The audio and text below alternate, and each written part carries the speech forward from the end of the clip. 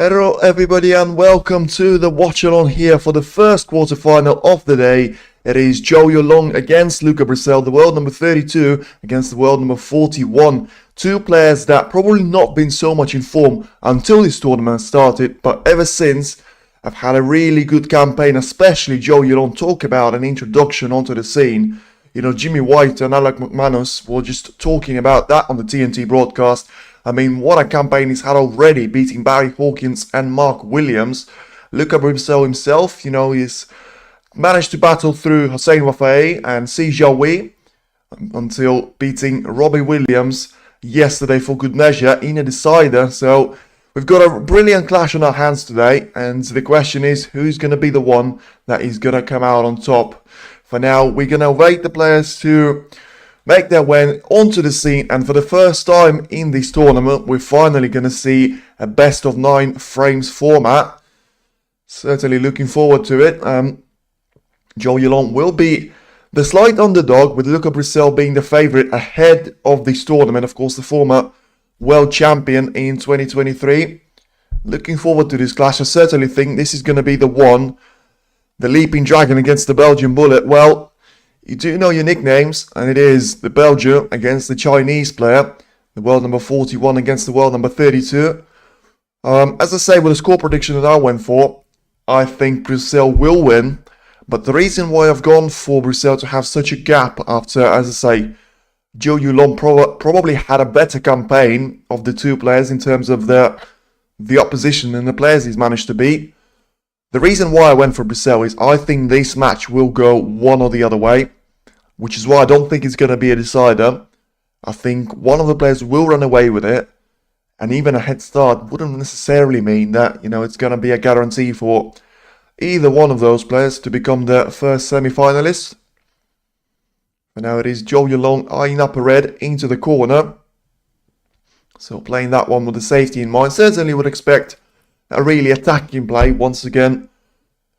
Lovely to see Yuelong starting on the front foot, and even though he didn't succeed with that red attempt, hasn't left anything easy for Brecel. Will have a left corner red though to try and roll if he wants to, but Brecel in the end taking a safe approach and sending the cue ball back towards the table, leaving the same red on for Yuelong potentially.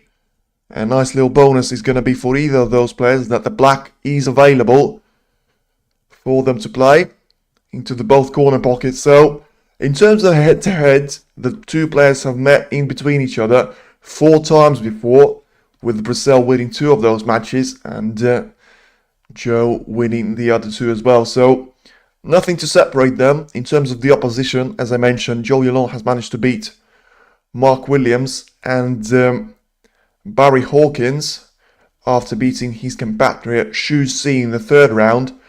Brecel had to be participating in the 2nd round as well, where he managed to beat Jimmy White. Very comfortable win there until he had to battle his way through Hossein Wafai through a decider.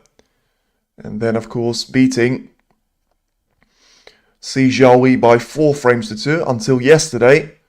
He came up against Robbie Williams, the player that has actually knocked out Kyron Wilson and Pang Junsu there, and has managed to beat him in a decider as well. So this time, Brecel went for a shot into the right corner himself. Shout out from Alan last night, great comeback. Well, certainly, for the first time, finally, in this tournament, we've seen players come back from being, well, behind by 3 frames. We've seen Aaron Hill do that against Ali Carter. But it's the first time that has happened with the player trailing by 3 frames to 0. In the end, Alan manages to win that encounter. Has mentioned himself in the after-match interview that he actually thought Ding was struggling with his vision. He's still not sure whether that was said to him in a joking way. With one of the reds that he's missed in the 5th frame, Ding, he's missed it by an absolute mile. So Alan was actually joking with him, saying that was very close. And in the end, Ding responded to him with the words, "I can't see." So hopefully that's not going to be any form of significance there for Ding Zhou, and we wish him all the best of recovery if that is significant for him. Hopefully he'll be back strong as ever there for the British Open and the International Championship, which he's the reigning champion at the moment, after defeating Chris Wakelin last season. But now Zhou Yuelong will have a red into the green pocket now to try and take on. And once again there, not for the first time, we've seen him refuse a shot like that. And just send the cue ball up the table. So, as I say, I expect this match to be played on the aggressive approach by either one of those two. But, of course, doesn't mean that that's actually going to be the case. And for now, we've got an early safety battle on our hands with Brecel taking the red out of the right side cushion and just putting that one in amongst the pack there. So let's see if we're going to see any more comebacks here. And the introduction of first to 5 frames is going to mean that we're going to get more of the table action inevitably, with one of those players will have to win 5 frames against his opponent to make sure that actual player is the first semi-finalist. But for now, it is a first massive chance to Luca Brecel, as Zhou Yuelong will roll that red very close to the right corner pocket. So Brecel has got a chance, but the problem for him is with that safety shot that Zhou Yuelong has just played, he's actually just left out the black out of the equation. And Brecel decided to go heavily into the bunch, so try and free up the black there. In the end, he's managed to succeed in that, but still, he's now going to be facing with a tough shot there on the green. And for now, as I say, going to see what will happen in this match. As for now, it is Zhou Yuelong leading the poll by 60% to 40, with 40 people have voted already. So certainly looks to be the favourite for now, at least amongst the voted people here. But Brecel won't have any more points than the single one he scored off that red. Just puts the cue ball on towards the ball cushion and doesn't leave anything away to his opponent to try and play into the left corner. Although, with not really any easy safety shots to play, Zhou Yuelong might as well have a go at this red into the left corner, try and get the cue ball onto the black ball cushion, and if that red will disappear into the corner pocket, he will manage to put himself on the black there. But for now, no decision made, and still taking his time on this shot. So certainly not confident in terms of which shot for him to try and play, and just looking potentially to try and play off the right side cushion, try and bounce into the back of reds. It's still early days for now, but the first couple of frames will be significant, because that will allow any of the players that will actually win it to try and dictate the run of play and take a more aggressive approach. But for now, say Brecel has actually not left a lot there for Zhou Yuelong, and the Chinese player is certainly taking its time. It is the first major quarter-final appearance for him in this season, after not necessarily having a brilliant end to the last season campaign, with him taking more than 100 seconds now on this shot. And Brecel himself, actually, after this has been the first tournament that he's actually taken the place entirely, after, of course, having that famous walkout against Sania Kani in the China Grand Prix qualifier, and in the end just awarded that frame to his opponent, withdrawing from Saudi Arabian Masters and Wuhan Open as well. So the first real appearance of the tournament, of the season, I should say, and it is the quarterfinal straight away. But now over 2 minutes on this shot, and let's see what Zhou Yuelong will come up here. Not often you see players taking more than 2 minutes on the shot. This is certainly one of them, and will certainly put their frame time above the average of the two players that have performed, with them being quite famous for trying to be aggressive and on the front foot. In the end, Zhou Yuelong managed to find no better chance for himself but to try and go for a red into the left corner. In the end, I don't think it's worked out for him too badly, As pretty sure he got away with that shot, and Brecel hasn't got anything available to him. So just a safety shot for him to try and play. And a reminder, there'll be more action for you on the same channel with Jackson Page against Mark Selby featuring as soon as this match will end. It's scheduled to be at 2 o'clock, but I think it will start off as soon as this match will end, as I say. For now, Brecel sends the cue ball up towards the table once again there. And Zhou Yuelong just has to take his time on this approach. A very similar position to the one he's found himself in at the previous shot, but this time he's got the yellow in between the cue ball and the red there. He could have tried and potentially play into the corner pocket. Instead, he's lining a potential plant into the right corner. But the problem is, of course, he can barely see any of those reds. And, because of the pink there. So very interesting to see how he's going to try and approach this shot. Could have actually missed the entire red there and catch the pink. In the end, he will get the red in. So certainly everything doing right there. Was very close there to catching the actual pink, as I mentioned. But in the end, he will find himself on the yellow right now.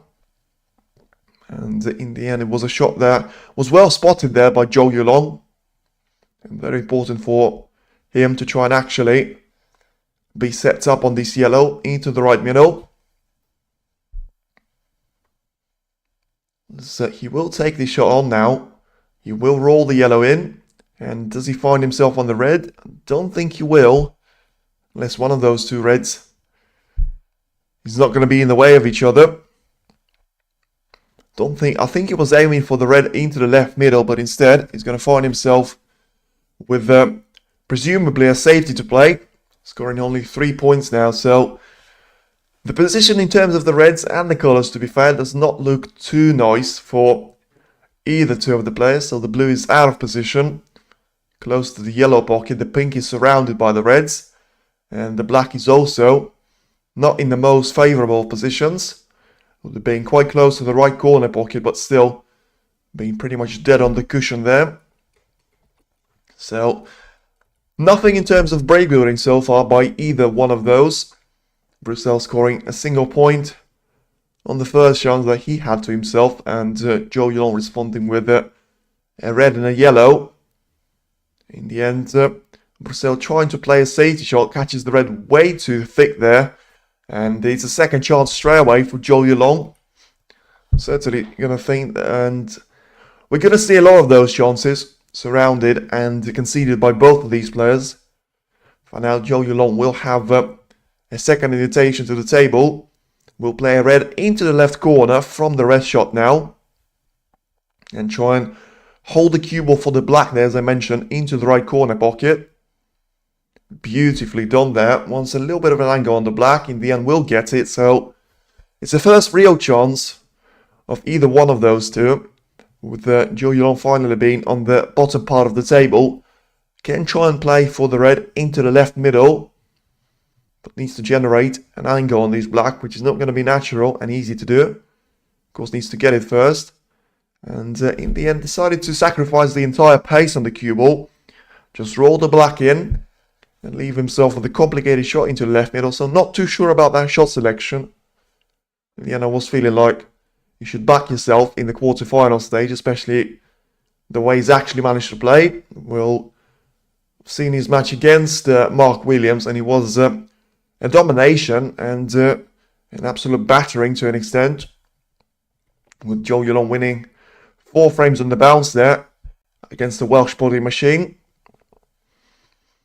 And Zhou Yuelong once again has landed that red into the left middle. So it's a decent shot selection there, and pot success is not going to be too bad for him either. Now has got a brown into the green pocket to send the cue ball back towards the bottom part of the table. In the end, the brown will just about drop in there, so he was very close. But in the end, Zhou is all right there. So he's pretty straight on this red, but that's not going to do him any damage, as he can just try and roll the cue ball through this red, land himself on the black there. and just try and play through it. Doesn't want too much power. Will potentially use the cushion if there is a little bit of a sign of an angle. In the end, there was definitely a sign of angle, which led to Zhou Yuelong using both of the side and black ball cushion on the left hand side of the table. In the end, he wants a lovely little kiss of the pink there, and I'm not too sure he actually got it. He played into the pink there from the black, and you find himself pretty lucky if he's actually landed on the red into the left corner. Hasn't got any backup option to him, so needs to make sure that that one is possible, and in the end it looks like just about it is, with Zhou Yuelong seeing enough of that red into the left corner. So the first real chance now is going to go to Zhou Yuelong, with him leading by 25 points to 1. And it's the second opportunity that he's had to get a break on the board. Now tries to roll the pink into the left middle. In the end, just about drops it, so judges the pace nicely. Lands himself on the red into the left corner. So it's going to be very difficult to win the frame in this visit, though, as 6 of the reds are being split between the left side cushion, and the remaining 4 of them are on the bottom black ball cushion there. All compromised by each other. As for now, Zhou Yuelong is trying to take full advantage of the reds that are available to him, with 2 more of those being in and around the pink spot. One of them just below the pink, and the other one quite close to the left middle. In the end, lands perfectly on one of those reds after having a complicated shot on the pink the last time of asking. This time it's a pretty straight red now for him, so you'll just see which color is it going to be best for him to try and land. Is it going to be pink into the middle, or is it going to be black into the right corner? In the end, it looks like he's settled for the black into the right corner. So, as I say, even if he doesn't win the frame, this is to the table, he's still going to put himself a lot of points clear of Luca Brecel, and use those 6 reds on the 2 cushions to his advantage. Brecel has certainly found himself trailing behind to all of his opponents, as Zhou Yuelong goes for a really good shot there and a cannon into the reds on the black ball cushion to free at least one of those into the open space area, and give himself a chance to have a shot at that red into the left corner for now. And then he'll also have a red into the right corner to try and play, if he wants to do that now and just leave that red hanging over the left corner pocket. In the end, he doesn't, so you'll go for the red hanging over the pocket with the rest shot and a little extension on the cube as well. So let's see what Zhou Yuelong can actually do from here. As I say, very important for him to actually get these break count for him. But in the end, he's actually played a shot into the red there. I think this is a sign of him actually being impatient. I get that it's the first frame and it's the opening, and he is 47 points clear now. But he's played into the reds where he didn't have to do that. He had one more red available to him, and surely he's going to now find himself out of position on the next black. So not ideal for him. And as I say, with 2 of those reds being quite close to the open play area, the task for Brecel is still far from impossible. But it's not going to be easy for him. So let's see if he's going to try and attempt this black into the right corner. I don't think he will. And he'll probably just send one of those colors onto the cushion and send the cue ball up towards the bulk area. So let's see what his mind is going to stop on. Should never try move reds when playing for color. It's a good point. I mean, I'll probably think about that for now for a couple of seconds, but it's a 50-50, I would say, because if you're playing for the red, I understand why you want to move the red, but I also understand why you want to do that the shot before. It depends on the situation with the colors, and it depends if you've got any more reds available. So I get what your point is, but he had one more red available into the left middle, which he could have gone for, and right now he's left a shot for Brecel to try and take on into the right corner, and fair play, he's missed it, so it's still going to be a frame to Zhou Yuelong, you would have thought now, after a mistake from Brecel. So I get why he's done that, but I don't think it was the right shot to play, but in the end, looks like it's going to work out perfectly for him, with Brecel missing the red into the right corner, splitting up the reds that were quite close to the left corner. And in the end, Zhou Yuelong has got one more chance. Surely the one that is going to see out the frame. It's 47 points ahead with 67 on the table. So the three reds really that are in open play after a mistake from Brecel's shot are going to get himself comfortably ahead and get himself a first frame on the board. It's a good start for him. As I say, it's not something that I thought was impossible. I think Brecel is always quite slow to get up to speed into the match, but once he does, it can be a really hard and a difficult force for any other player to stop. But the point that Zhou Yuelong will make and say to himself is that, you know, the same could be said about him. You know, the performance that he's had against Mark Williams, winning 4 frames on the bounce, and of course you have to remember that he won 4 frames on the bounce against Mark Williams as well. But what a mistake this is. I mean, what a mistake. And an absolute blunder. Talk about blunder. I mean, has Zhou Yuelong basically thrown away this frame after being, well, basically seeing a red carpet ahead of him, led by Luca Brecel. What a miss this is. I mean, he had a red into the left corner to roll through. The angle was there on the cue ball. And what has he done to himself? Left a shot for Brecel into the left corner. Oh no, says Kevin. Well, I mean, it's a little bit more than oh no when you're doing that in the quarterfinal. I mean, Brecel still has 2 reds to try and deal with on the cushion. He's got a pink on the cushion as well. He's got a brown on the cushion. So it may not be the deciding mistake in this frame, but it should have never happened anyway. With at these points of the frame, you know, if Zhou Yuelong hadn't missed that red, he probably would have won the opening frame. Instead, he finds Brecel clearing those 2 reds with a single shot there.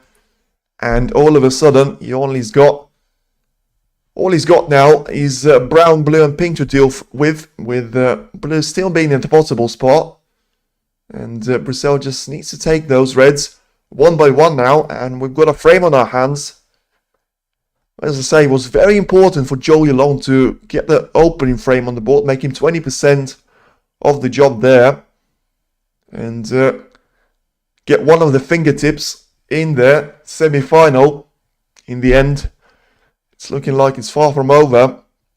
Brecel has got a nice little angle on this black to try and force the cue ball onto one of those reds. Didn't go for any of the backspin there, which is a sign that it's had a natural angle. In the end, the cue ball will land dead on the cushion in behind one of those reds. So, not ideal. I think you would have liked the cue ball to be a little bit further from the cushion. And in fact, it's actually a millimeter away from the cushion and the left-hand side of the table. In the end, Brecel deals with it very nicely. And still, he's on the run now. So behind by 29 points, the black will make it 22 points with still 35 on the table. So he will need a total clearance if he wants to win the opening frame. But so far, he's done everything that he had to in the current break that he was faced with. And as I say, it will be a huge steal and a huge waste there from Zhou Yuelong should he lose the opening frame. Brecel is still 8 shots away from that. And some of those shots are going to be really complicated as the transition from the brown to blue and pink is going to be deadly. And it's going to be very hard for him to manage in the single break and a visit to the table. But for now, he takes the red, which wasn't the easiest, into the left middle. Brecel, such a natural snooker player he is. This is why I'm so looking forward to seeing the best out of those two. And for now, it's not necessarily the best of Luca Brecel in this particular shot. He's done well though in this break. I'll give him some credit. but he's found himself with the cue ball being very close onto the right side cushion as we hit 100 people watching right now, so thank you very much everyone for joining in. Needs to make this yellow in first, and it does, but this is where we enter a really difficult zone for Luca Brecel, where he finds himself on these green, into the green pocket, and he's still 12 points behind. We'll make that 9 once this green disappears. So we'll play through the cue ball there onto the brown. And yeah, as I say, I can't really see him making all of these shots in. So is he going to try and roll the brown in, or is he going to just send it safe? Whatever it's going to be, it's going to be a very difficult couple of shots now for Luca Brecel, as he misses the brown into the yellow pocket. And this could all be for nothing now. And all the hunt that Brecel has produced, you know, a brilliant break of 45 points. In the end, it is a brown in the yellow pocket there for Zhou Yuelong. I think you only need the brown and the blue here. So he's not far away from doing that at all. And a nice little positional shot there on the cue ball. So will be a let-off in the end for Zhou Yuelong, and he'll be delighted to see himself go past the opening frame as a winner. Now needs to roll the blue in as a frame ball. And does that, so he's now ahead by 18 points with 13 on the table. I don't think we'll see Brecel coming back to the table with it being only pink and black on the table. So he'll probably just try and roll the pink in towards the pocket there. And Brecel will come back to the table because it's only one snooker circumstance for him. GG's in the first, certainly looking like it. 18 points behind now is Luca Brecel. You'll still try and find a snooker escape. One snooker needs to carry on, so probably does. But as I say, it's been a while since I've seen one of those lined up in behind the black there, with only 2 colours on the table. And the first safety is not ideal either, with Zhou Yuelong just playing the shot into the yellow pocket there. In the end misses it, so Brecel will have an extra chance now. So I don't think we'll see the opening frame end until at least a couple of more shots now. But the line is good now for Brecel, and just going to lack pace ever so slightly there, with the cue ball. Was pretty much bound there to end up behind the black, but in the end just short of pace. So good attempt now, and it's still a difficult safety for Zhou Yuelong to manage, as he would like to put as much difference there and distance in between the pink and the cue ball. And ideally for himself would like to see the black on the cushion. Let's see what Brecel's going to do now, as it's a decent safety once again from Zhou Yuelong. Just has to do his thing on the safety play, but this looks good once again from Brecel, but this time it's just going to be a bit too much power, and once again it would have been perfect in terms of placement of the pink there onto the side cushion. But in the end goes for a bolt cushion escape there, and Zhou Yuelong will play into the pink there, trying to double it.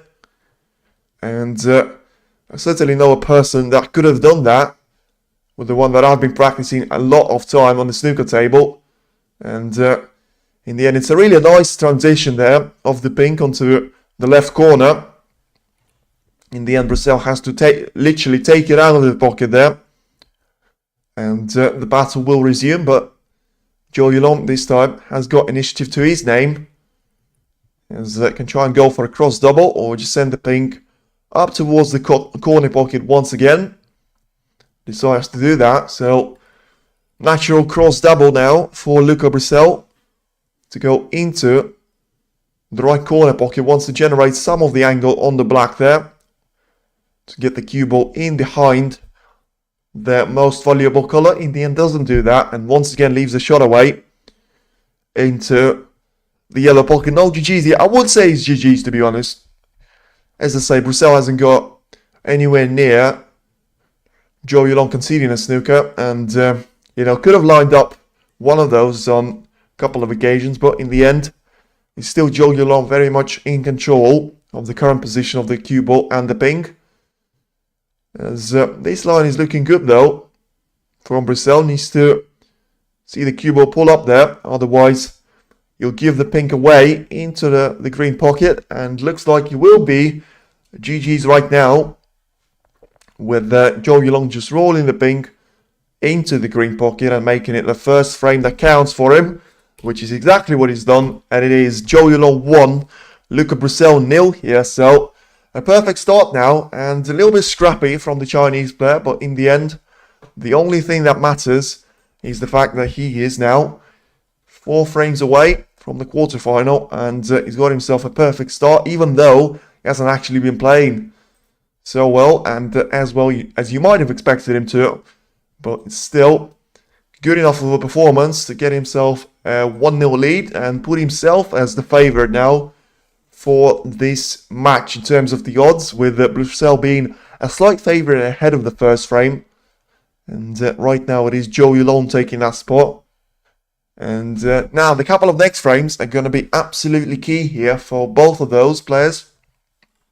Especially, of course, for Luca Brecel, as he's the player that finds himself in behind once again now. Not for the first time during this campaign. Still haven't seen a break of 50 plus in the opening frame. As 2 players with nothing to separate those two in terms of the highest break value. Zhou Yuelong having the break of 44 with Luca Brecel edging that one by just a single point.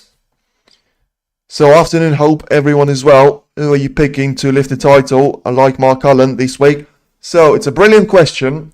And it's the one that will give me some of the time to spare in between the frames.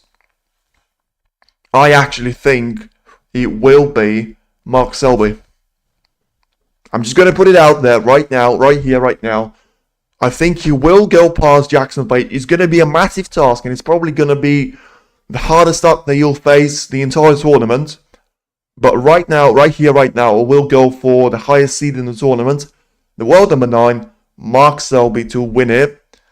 After becoming the British Open champion last season, I think he will be the player to lift the title for the second time at this year's Brentwood English Open. We're about to find out though. He needs to make sure that he's in the semi-finals first as he takes on Jackson Page. But in terms of, if we go through every single one of those players, you've got 8 of them now. I mentioned Mark Selby, so I'm not going to talk.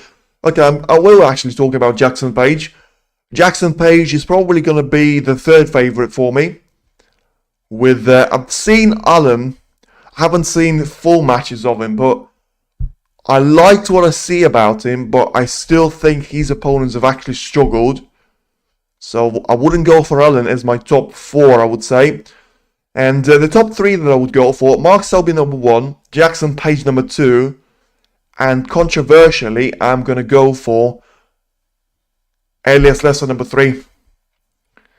So I'm going to go with my logic in a bit, and for now it is Luca Brecel that has a chance after Zhou Yuelong didn't have the opening break-off shot executed nicely, and in the end he'll miss that shot into the left middle, leave the same red away for Zhou Yuelong now to try and take into the same pocket. So far Brecel has been pretty wasteful with the chances that he's had, but I'm just going to go back onto my explaining of who's going to win the tournament. Mark Selby number 1, I explained why, as Zhou Yuelong goes into the blue there and will find himself out of position, so a waste of a shot himself there. Jackson Page number 2, simply for the fact of my top 2 is going to be playing against each other, so certainly one of them is going to be in the semi-final, which makes me sort of safe in terms of predicting those 2 to be the title winners. But in terms of Jackson Page, I've seen both of these matches against high seed players of Neil Robertson and Sean Murphy. He managed to beat both of them 4-2 against Robertson and 4-3 against Murphy. Brilliant performance from Page. You know, he was a bit shaky in the last and closing stages of the match, but you're always going to see that when you're playing the world number 3 and the current Masters champion. So Jackson Page number 2 and Elias Lesser will be number 3 here. As for now, Zhou Yuelong looked to run himself out of position, but managed to escape there onto the yellow. get another red in, go back for the yellow, into the yellow pocket, but this time he'll have to go and send the cue ball into the bunch of reds to try and land himself on one. In the end, he'll miss the entire bunch, which actually was quite a big target for him to try and aim for. In the end, it is going to be the end of a break here, you would have thought, and Zhou Yuelong just rolling the cue ball up towards the bunch here. Doesn't want to leave touching ball now for Luca Brecel. And a little wager on Alan today, 92. I do agree Selby has a great chance, but 13-8, couldn't bet at those odds. Yeah, if odds at Selby are 13-8, I wouldn't recommend that. It's way too low. I'd agree with you on that one, because it's still anyone's match for the taking, but the fact that you're actually valuing Selby as 13-8, that's 2.5 there. You're actually valuing at. For me, I just am more familiar with the European type of odds. No way you're going to do that with him still quarter-final, semi-final and final to go through. I think Alan with 92 is a more logical one. But let's see. As I say, Alan is going to have to be against Elias Lesser there, which is my top 3 pick. Simply for, I haven't explained Lesser yet. We've got now a little safety battle on our hands with the players just rolling up towards the bunch and running away from it. Elias Lesser had a brilliant campaign, especially beating Gary Wilson and the world number 1 Judd Trump. So I don't think that one needs explaining too much. But still, beating Jimmy Robertson in the 3rd round, beating Gary Wilson and Judd Trump. He's got Mark Allen ahead of him, someone that is known for his comeback yesterday against Ding Zhou, losing the opening 3 frames, but still managed to come out on top. So I get where you're coming from, and if I was to rank the remaining 5 players, as I say, Selby number 1, Page number 2, Slessor number 3.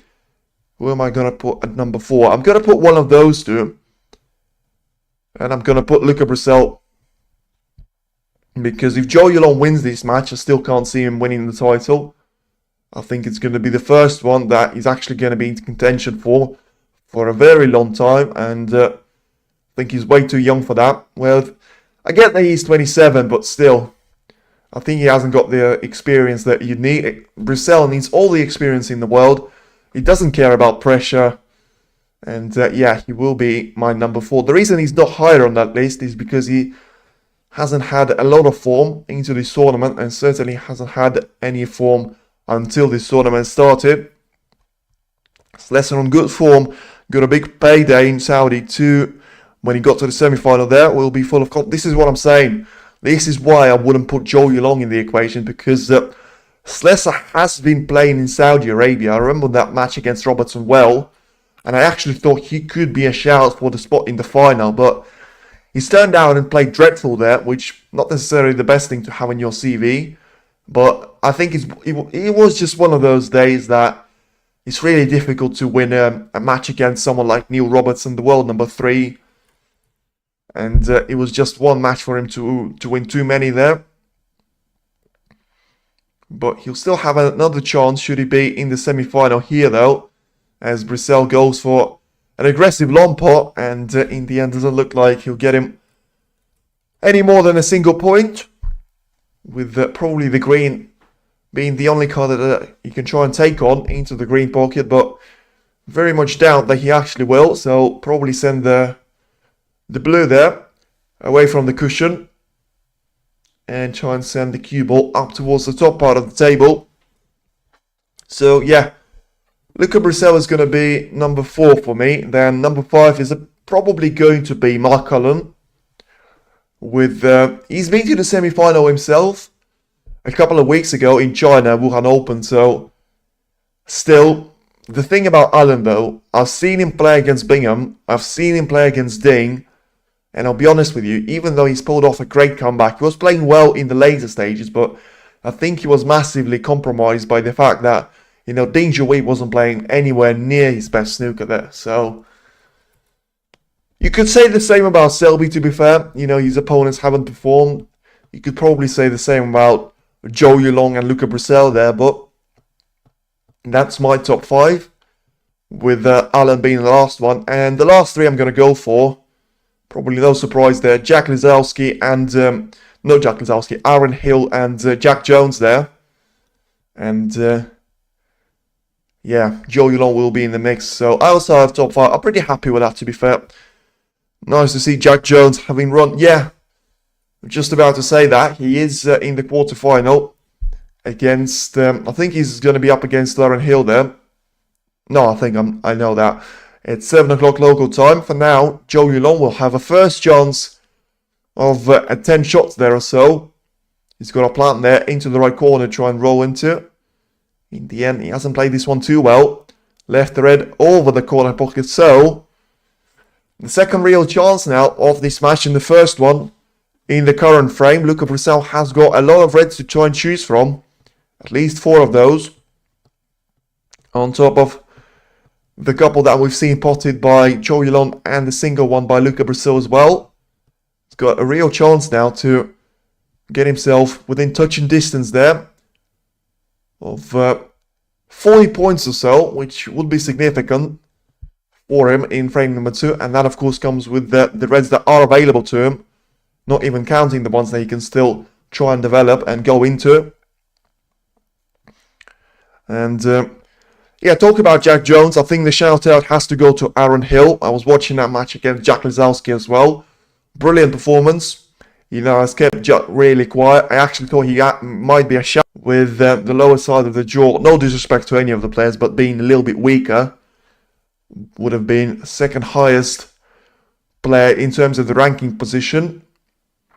Jack Lisowski there after Jack Jones. In the end, lost out to Aaron Hill, the player that has made the maximum already in this campaign. So he's certainly going to be sharing the highest break with Ali Carter.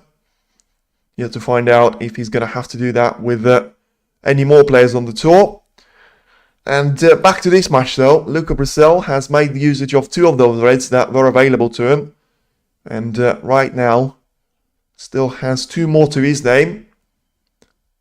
As, the referee will just check to make sure the pink can't go on his spot, and instead will go on the green spot there. So Brecel just rolling 1 more red into the right corner.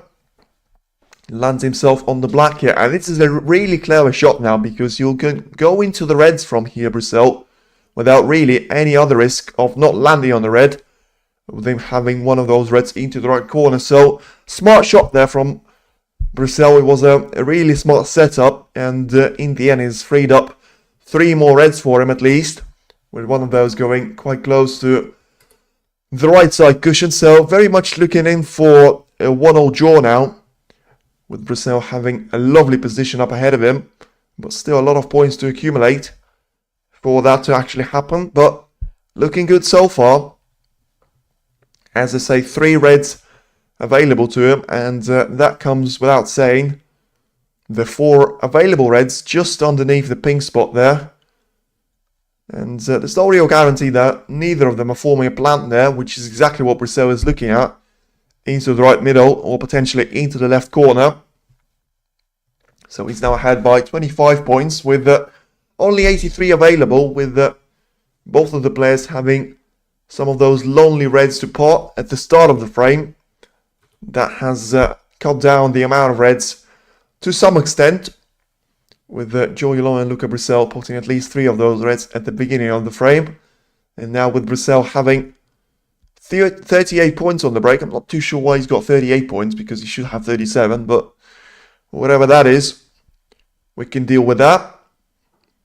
Are you doing the Selby match after this? So yeah, absolutely. As long as and as soon as this match will finish, we will be doing Selby against Jackson Page, the one that I'm looking to very much to, and probably would say the most anticipated match of the tournament for me. As I say, I've seen Jackson Page a lot of in the tournament, and I've seen Mark Selby not necessarily being at his best, but still getting himself over the line against the likes of Wu Yize, Li Beifan, and Liam Highfield in the 3rd round. For now, Brecel will just roll another red into the middle. Wants to land himself nicely on the black there, just about does. So not been perfect, this break for Brecel, I have to say, in terms of just watching and observing his positional side of the cue ball. He still hasn't been in the control of it. And as he goes into the reds nicely, so free up one more red there into the left corner and get himself a really nice chance. For him to try and do that will send the red very close to the right side cushion, as I say, on a couple of shots ago, and has got a couple more to his name, which he doesn't necessarily won't necessarily need, I should say, with him now being 52 points clear, or only 59 on the table. So this red is going to be the frame ball now for Luca Brecel to get himself level on terms now with Zhou Yuelong after the Chinese players had a good start to the frame. In the end, didn't manage to produce a break of any higher than 6 points to his name. And all of a sudden, it is Luca Brecel with a perfect response. And certainly winning the second frame here. Now, can he try and get himself with the chance of a century break? Has got a difficult red into the right corner to start off. In the end, thinks this is too hard of a red to go for, and will choose the one into the green pocket to try and force with the cue ball. In the end, beautiful shot there, probably a shot of the match so far. With although it didn't have a real meaning in terms of the frame being won already, it's always nice to see the players demonstrating the skill. And as I say, right now, Brecel is probably a massive favourite to have the first century break here. Will cannon into the red there and get himself a lovely circumstance of points. So another blue disappears there, and one more red into the right corner to try and go for. So now give him a chance to go for any of the colours on the bulk area. I think he would have liked to have the pink eliminated, but not going to happen for now, as he will take the brown out of the game and get himself onto the yellow. So can still reach a break of 106 here if you will make a total clearance, but doesn't seem too likely with him underrunning for the green. So a difficult cut for the green to try and manage. In the end, we'll miss that. So no century, but still a break of 81 points. And in the end, it is Luca Brecel evening the frames tally here. And it is Zhou Yuelong 1, Luca Brecel 1. So as I say, it was a massive second and potentially third frame for Luca Brecel. And in the second one, he's managed to do something that he's actually very good at. Coming back from being a frame down and being a couple of frames down. So far, it is a perfect circumstance for a really exciting match. And as I say, decider still being very much possible. Very early on to say that though. There's only 2 frames are being played. But I think it's a good news for us to see, at least finally, the return of the best of 9 format. First to 5 frames. With that just giving more time and a little bit more opportunities there for both of these players to get their finest form on the board. And just try and be playing their best snooker with the... You know, when you are playing the best of 7 and first to 4 format, you're never going to say, you know what, I can get up to speed very, very quickly. And nothing's going to stop me from doing that.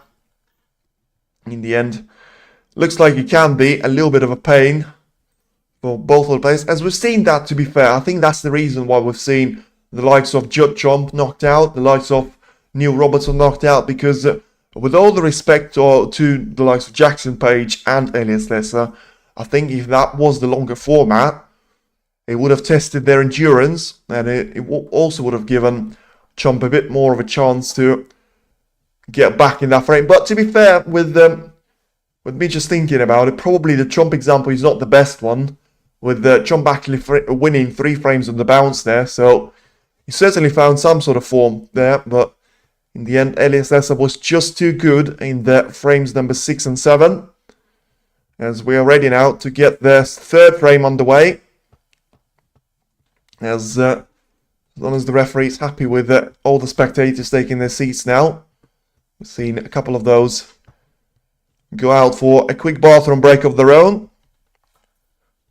proper snooker format longer. Well, yeah, that's what I'm saying. This is why, I think this is one of the reasons why the Crucible and the UK Championship are so popular.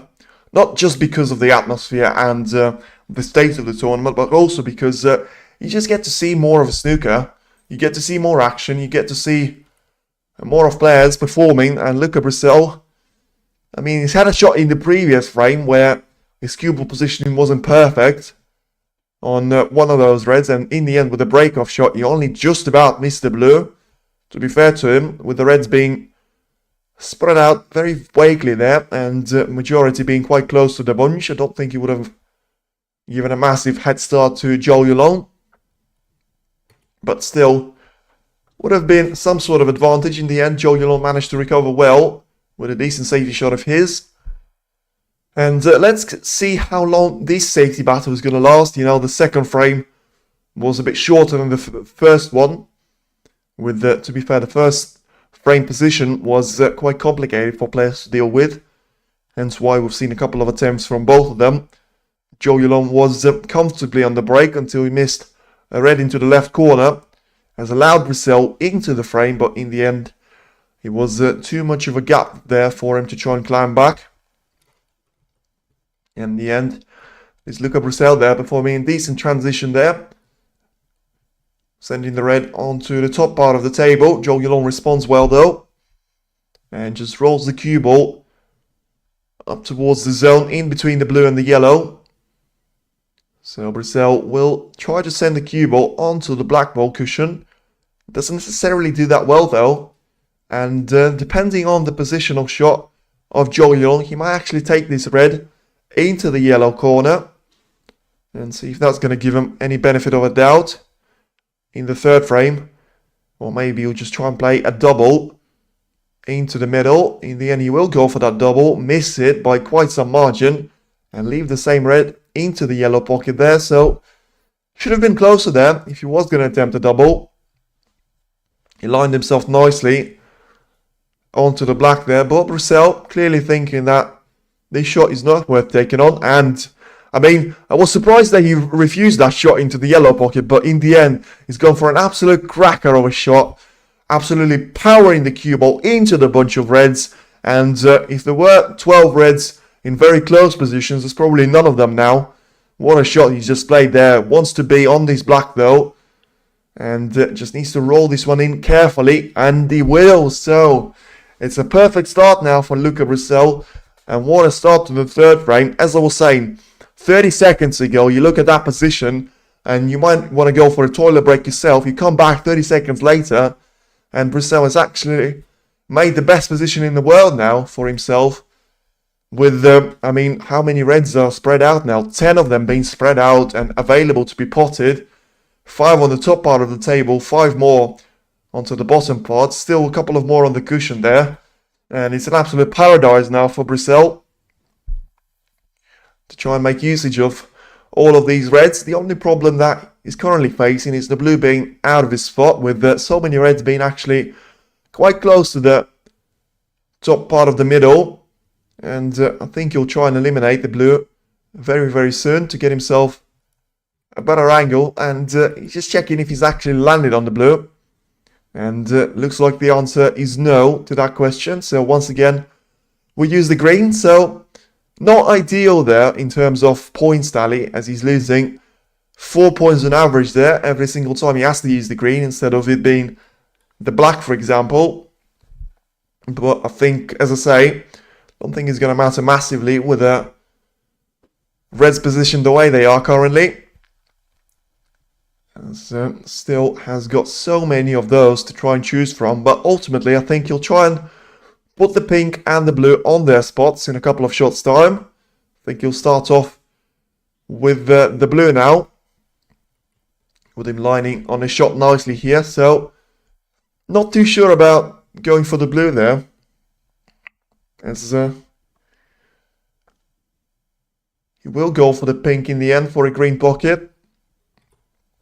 And will be happy with himself landing on one of those reds into the right corner quite comfortably. The cue ball is quite close to the cushion, but with no real pace on the shot needed. I think Brecel will be alright on it. and plays this one really, really nicely. Lands himself pretty straight on the black, so that's not going to be ideal. But I'm sure he'll find his way out of it. Don't think he's going to go for a backspin though, because he's got one of those reds on the right side cushion, so probably has to go for a topspin shot here. Oh my word, he's gone for a backspin shot there, and by trying to force it and get around that black there, it is going to be a massive mistake for Brecel, and what a miss that is. Missing the black off the spot like that, I mean, it's pointing that there's something wrong with the black there to the referee, and what a miss this is. What circumstances and consequences is that going to be for Luca Brecel, as the camera is focusing on his tip there? I think there's something wrong with that shot, that's for sure. As I say, it was a perfect position for him, and it was a perfect setup. In the end, it's not quite as perfect now with the black being on top part of the table. Yuelong hasn't got anything easy for him to try and play. Can try and roll the red into the right corner, and in the end try and screw back for the ping there. Probably the only shot selection that he can actually go for, but needs to make that red in first, and doesn't. So, I mean, talk about a let-off in the opening frame. What a let-off this is now. I know Yuelong was a little bit unlucky with finding himself very straight on that red, but the fact is, he's not going to score any points, and he's left that red over the right corner for Luca Brecel. A lot of screw back is going to go into the cue ball, and he's going to land on the black there into the green pocket. So, I mean, so far, plenty of action in the opening 3 frames, and it's only been the start now. We're still at least 3 more to play after this one. Should be a comfortable win for either one of those players, but as I said, I did predict a 5-2 scoreline in favour of Brecel, and if he's going to get away with those types of errors, he can be even a scoreline of 5 frames to 1.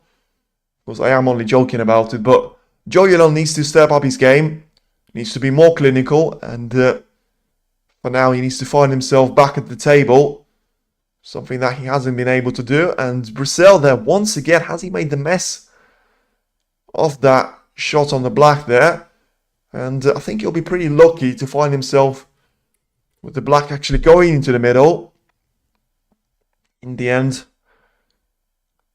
I think he was planning to land on the green there into the yellow pocket. In the end, he has to go for this black into the right middle, which probably just about passes the other red. So has to power this one in, and did. But is he going to be on the red? No, he won't. Here's the answer. He's not going to be on the red into the right hand side. Maybe can try and go for the red into the right middle, but once again, just nothing good in terms of the positional side of play here from Luca Brecel.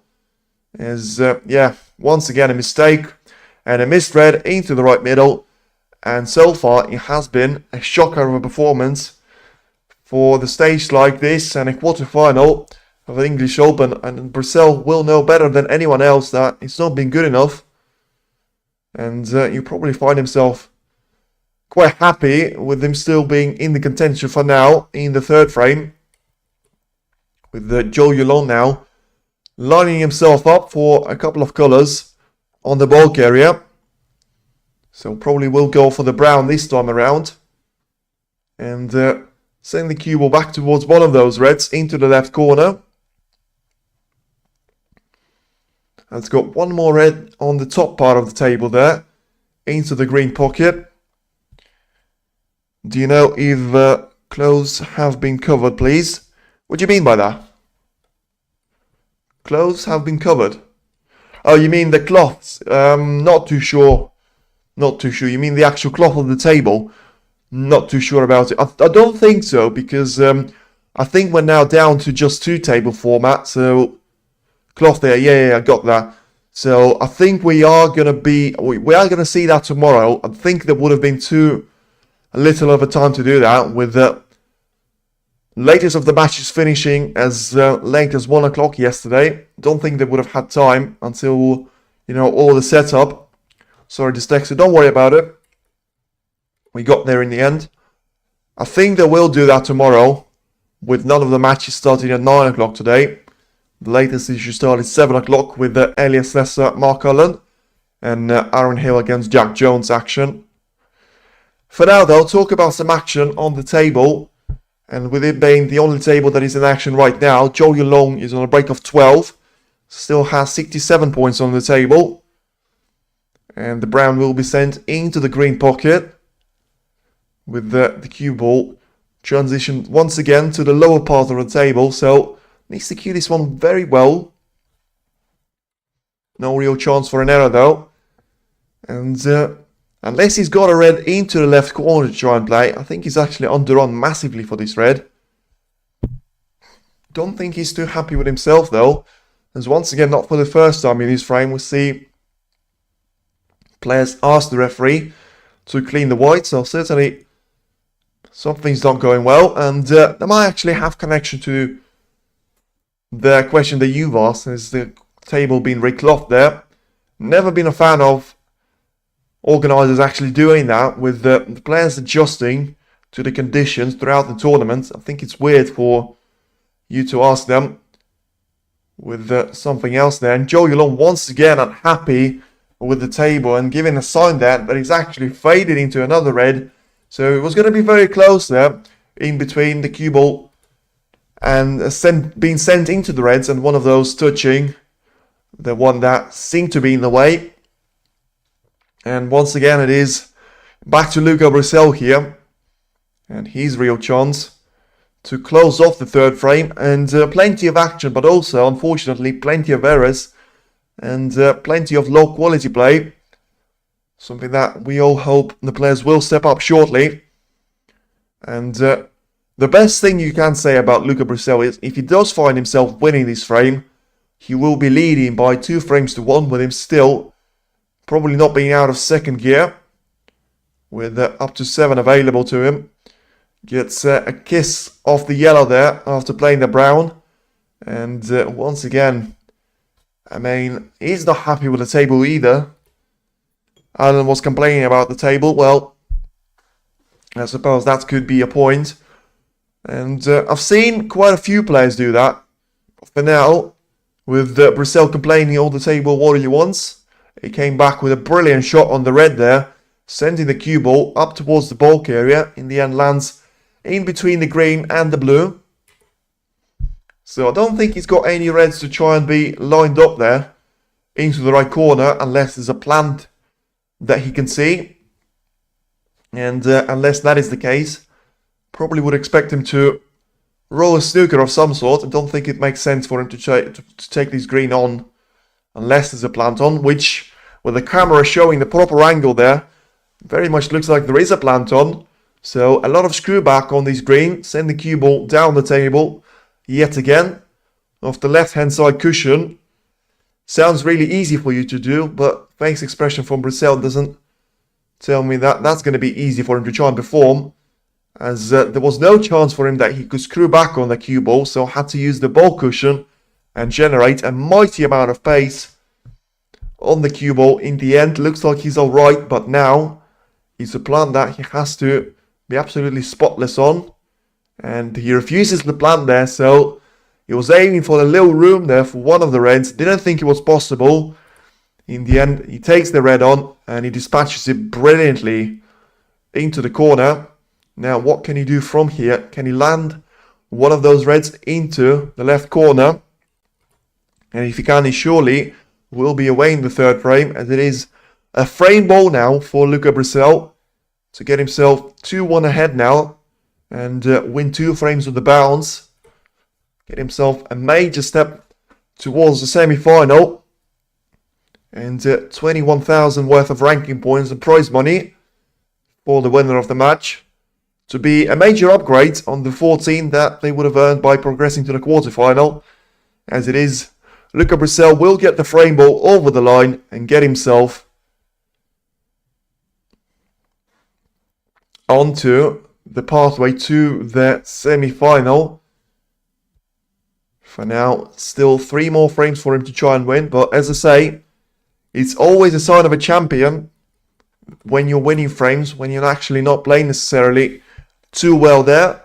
Not going to be the highest break of the match though, as all he can manage is a break of 56. Doesn't look like that's going to happen either, with him taking a difficult yellow into the green pocket, not landing on the green itself, and just taking a long shot there into the green pocket, but recovering really nicely. And in the end, he's still on this total clearance, so aiming for a break of 56 there. Only 3 more colours to go, with the pink and black now being very close after that missed shot on the yellow. In the end, cannons nicely into the pink there, so Luca on match happy. I don't think he is, from the face expression that you can see. I still don't think he's happy with himself, but you don't really see Luca Brecel being too happy with himself, but so far he's certainly finding his form that he will need to get the best of Zhou Yuelong, as he wins the 3rd frame and gets himself ahead for the first time in this quarterfinal by 2 frames to 1. Brecel recovering well after the 1st frame certainly is, and it was very important for him to get the 2nd frame on the board, and when he won the 2nd frame, it was always going to be a 50-50 for the 3rd one. In the end, it is the world number 41, they'll take it and get himself 2-1 ahead now.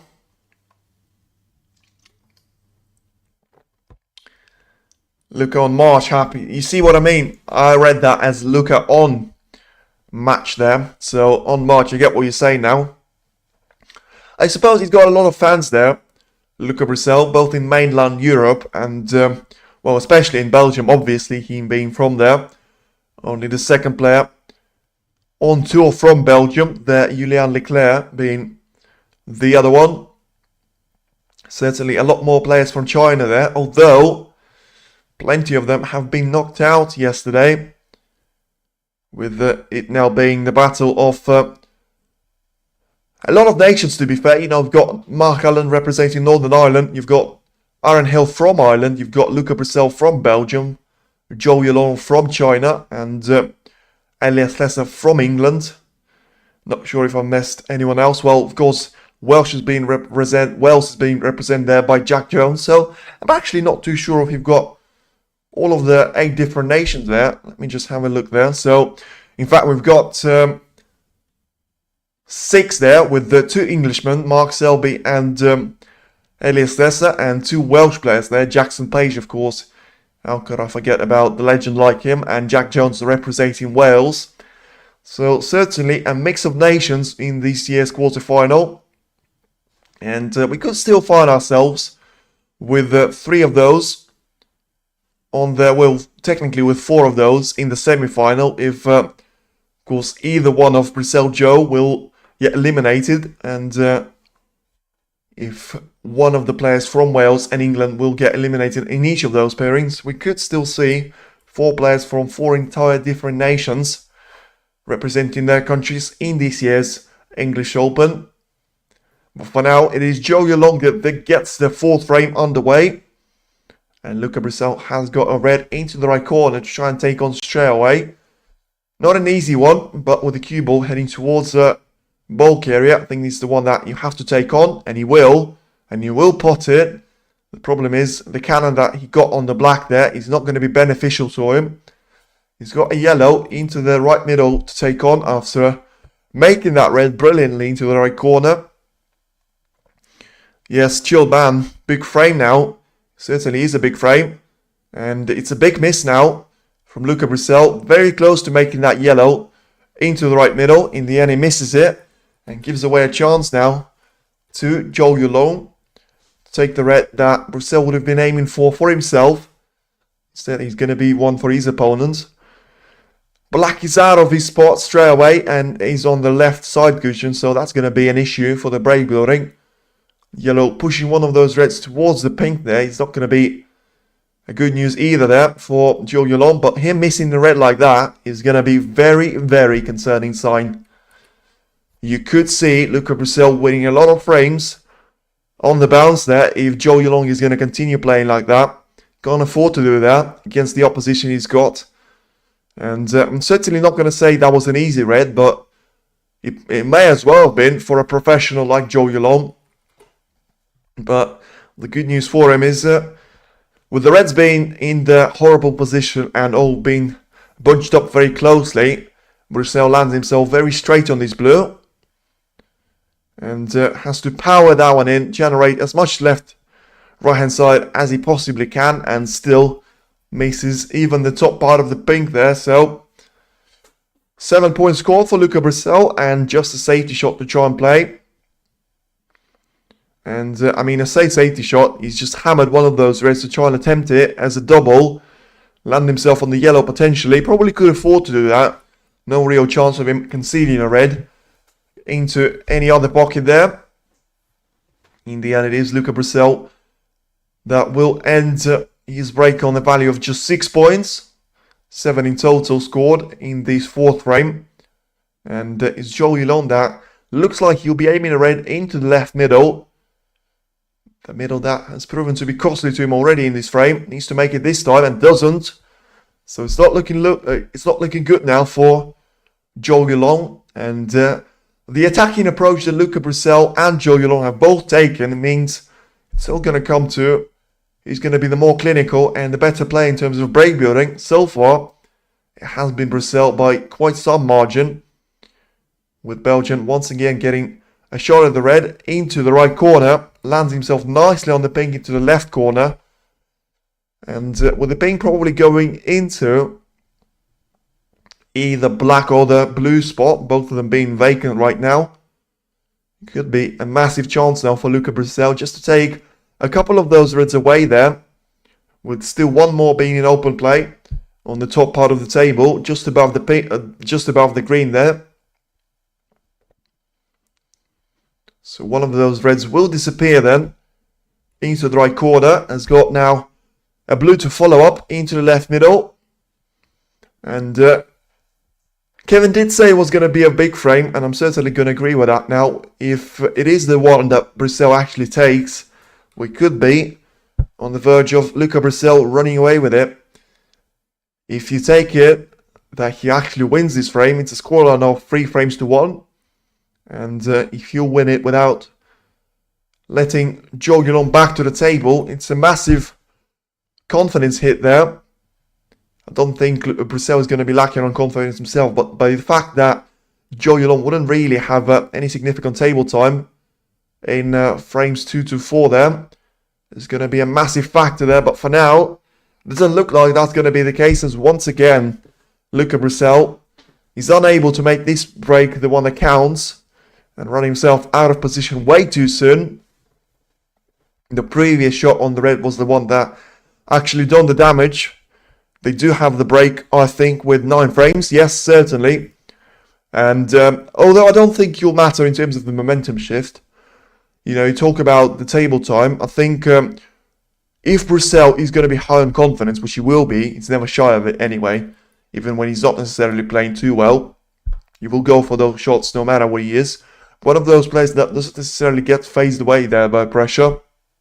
If Zhou Yuelong goes into the 15-minute break without really getting any more of the table time, I think that's actually going to be even more of a boost to Brecel. Yes, you could say he would be out of the table for himself for 15 minutes, but if you talk about his opponent, him not necessarily getting a lot of table time in frames sort of 3-4 there, he's going to have 15 minutes more there of being outside of the table, not practicing too much. That would make him rusty. I get that Brecel will be perfect himself, but I think the start to the 5th frame is going to be very much to the advantage of Luca Brecel, should things continue with the way they have been recently. But of course, that still goes away from Zhou Yuelong winning this frame right now. And if you will do that, all of a sudden he gets himself table time, he gets himself level in terms of score sheet. But as I say, with the current position state, the black being out of his spot, the yellow being basically on the black spot there, and the players just rolling up there onto one of those reds, it still is anyone's frame for the taking. But those 27 points that Brecel has actually scored could prove to be important. Obviously, it's not the point tally that can win you the frame, but if a couple of more of those reds do go on the side cushion, I think it will be a massive mounted there for Zhou Yuelong to try and climb. And with you trying to do that not in one break, but in 2 or 3, still you're going to ask a lot from yourself, especially with Yuelong not necessarily playing the snooker of his life in the previous 2 frames. There's a little bit of a delay in the game now.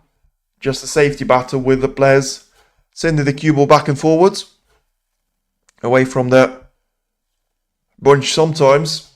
And Zhou Yuelong now finds himself with the cue ball being very close to the bottom cushion of the black ball area there. So with no real chance of ability to go for a backspin on this cue ball, he has to go for a red in and around the green's pocket there, but has to be careful that he doesn't actually leave the red away. That is very close there by the green pocket, but in the end, with the cue ball basically being in the pocket itself and just stuck in the pocket jaws there, I think it's just going to be a straightforward safety shot now for Brecel to try and play. Send the red ball away from him and put the cue ball somewhat safe on the bulk area.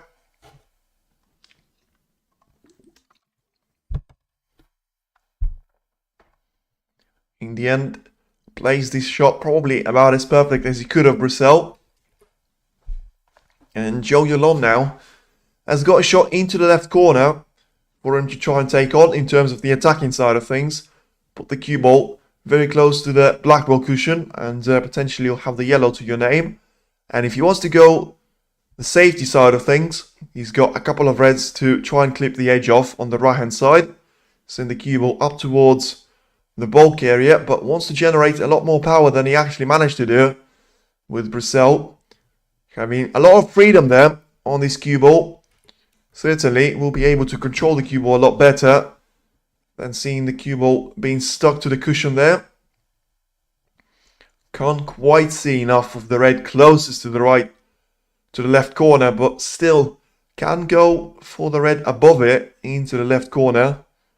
As I say, the yellow being basically just below the black spot is going to be advantage for him. As Brecel looking to evaluate the options that he's got ahead of him. Still no real decision made.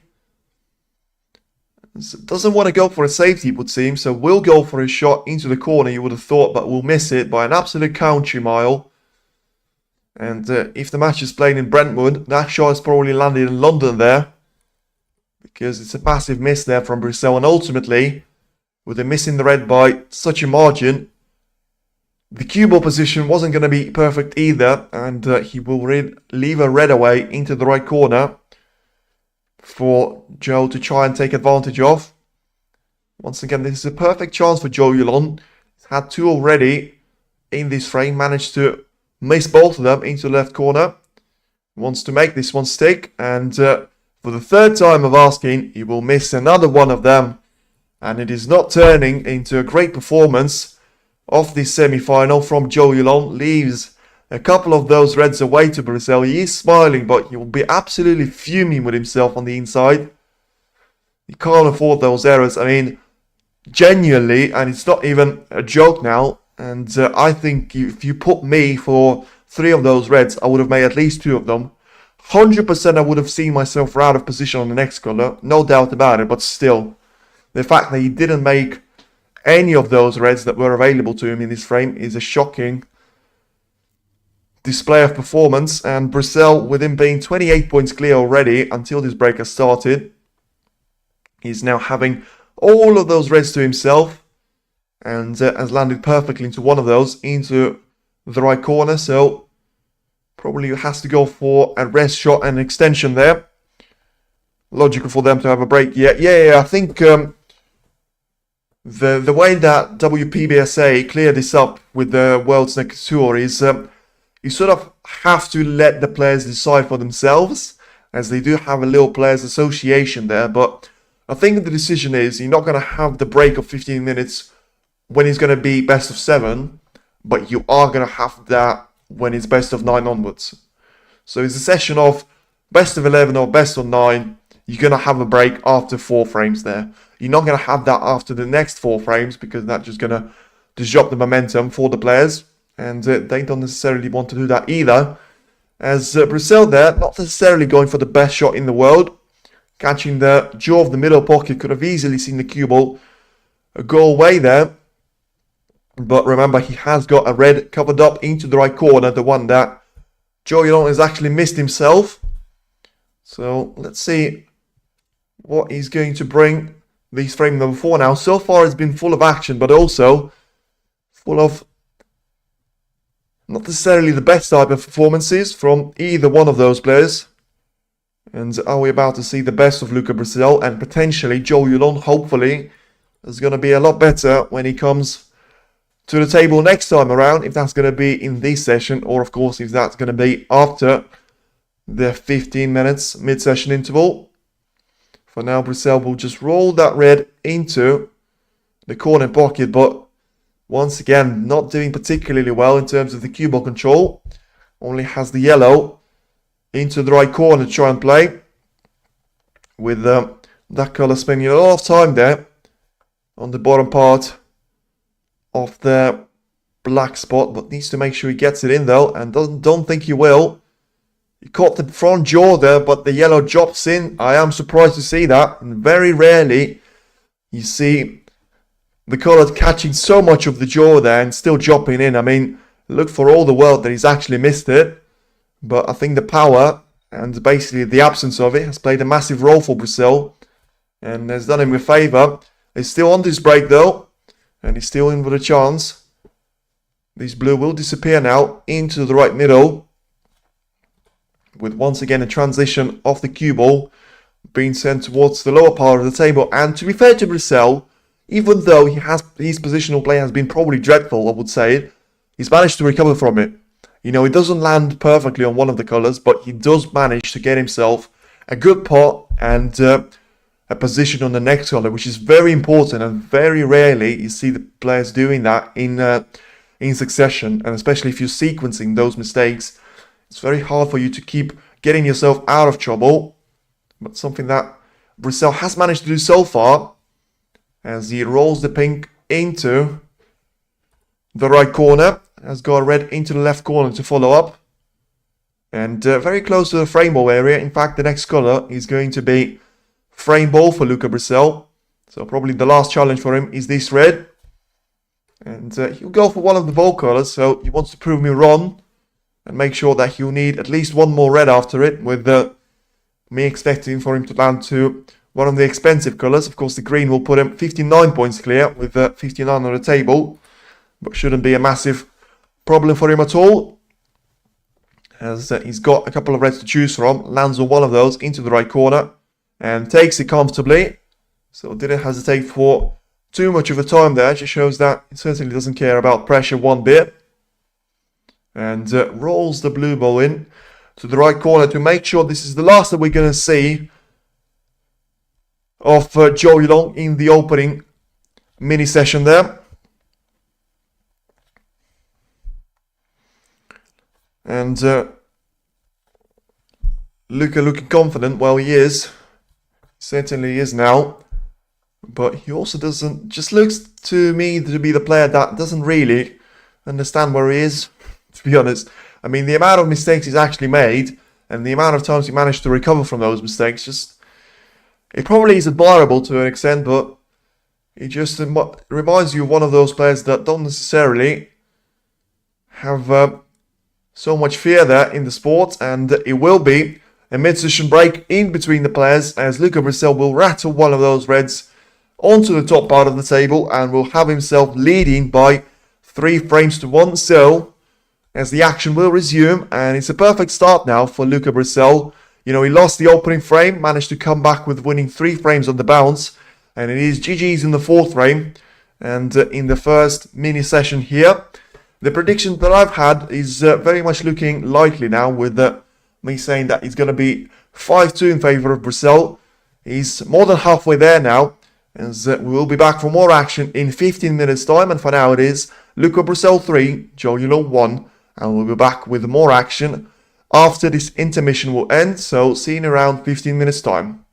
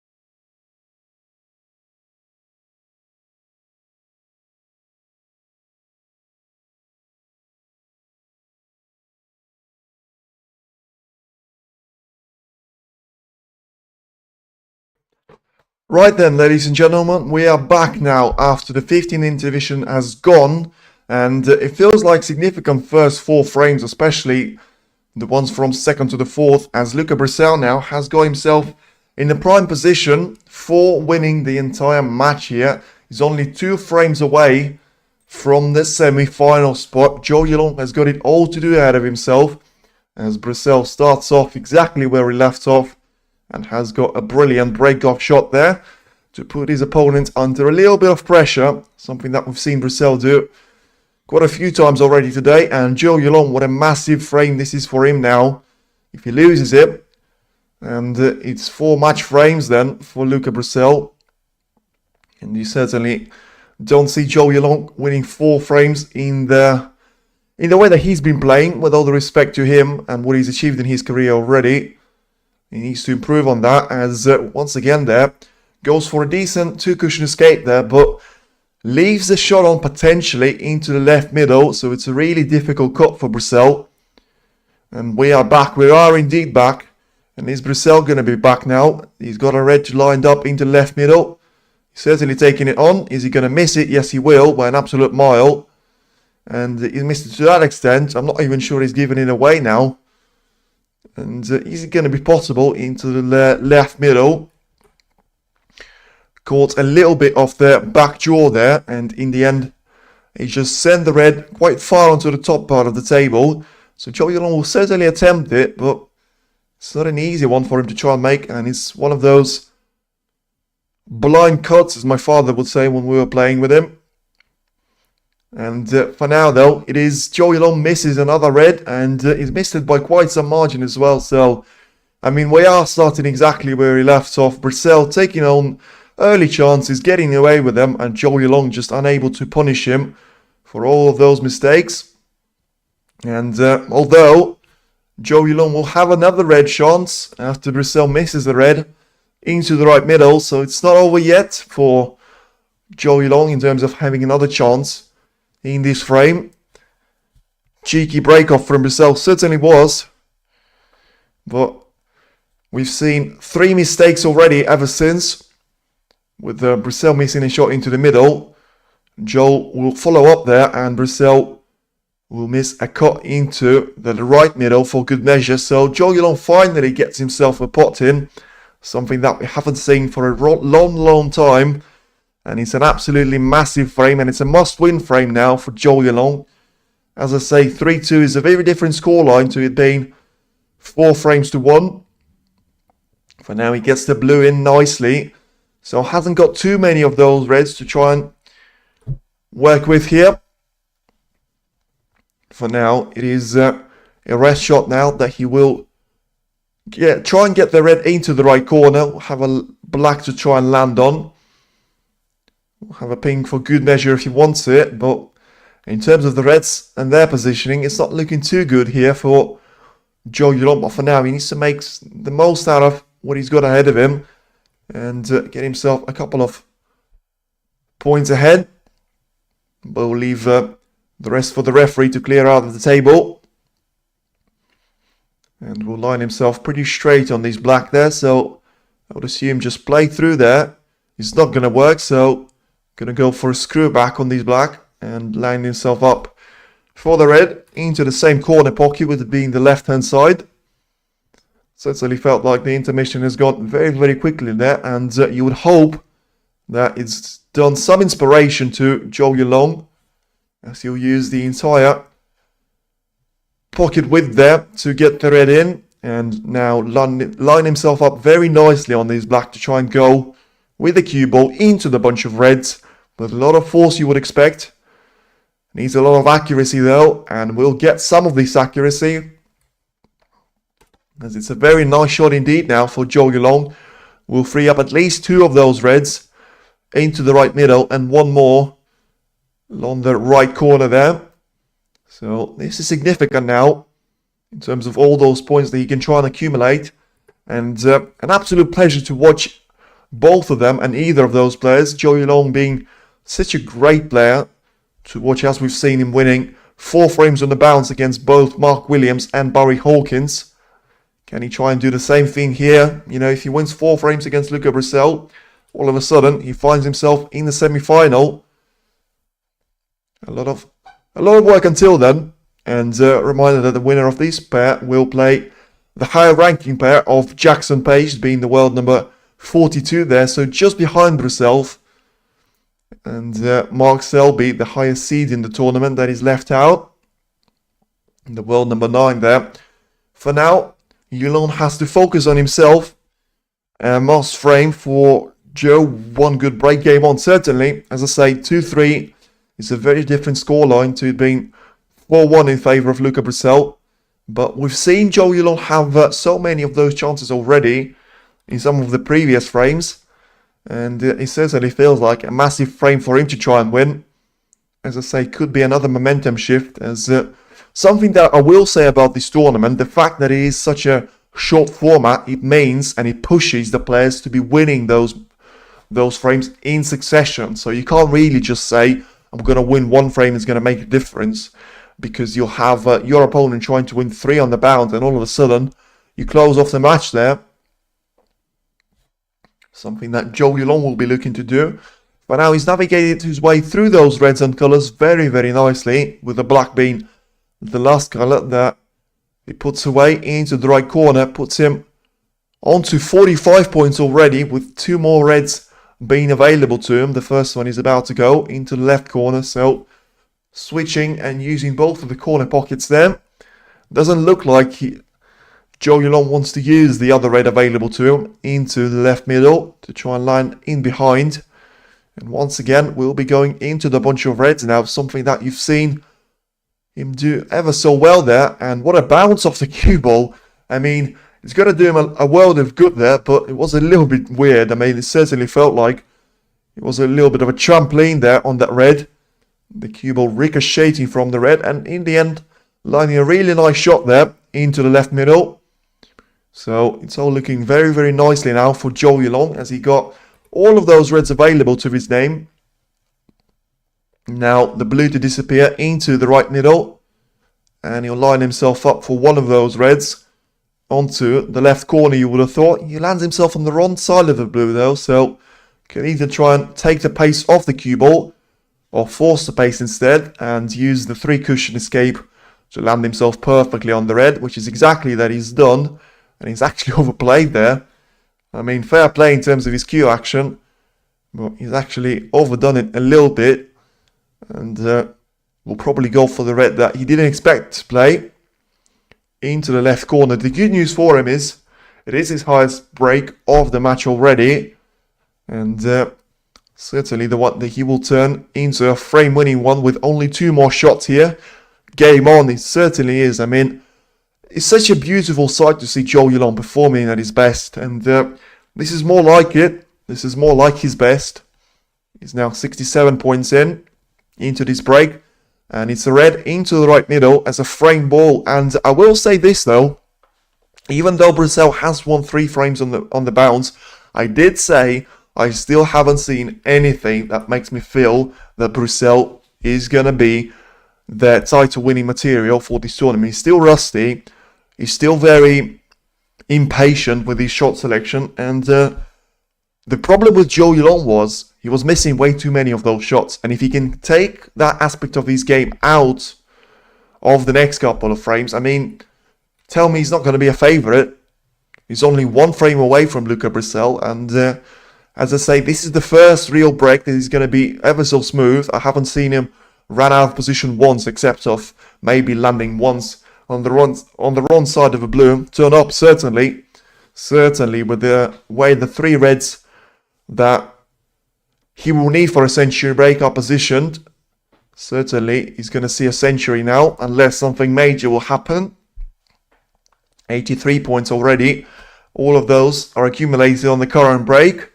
And of course, it's the first time that we've seen one player step up to the break in this match and convert it into a win in the frame without letting the other player come back to the table in the same frame. And for now, it is Zhou Yuelong dominating the play. Once again, has got a red into the left corner now.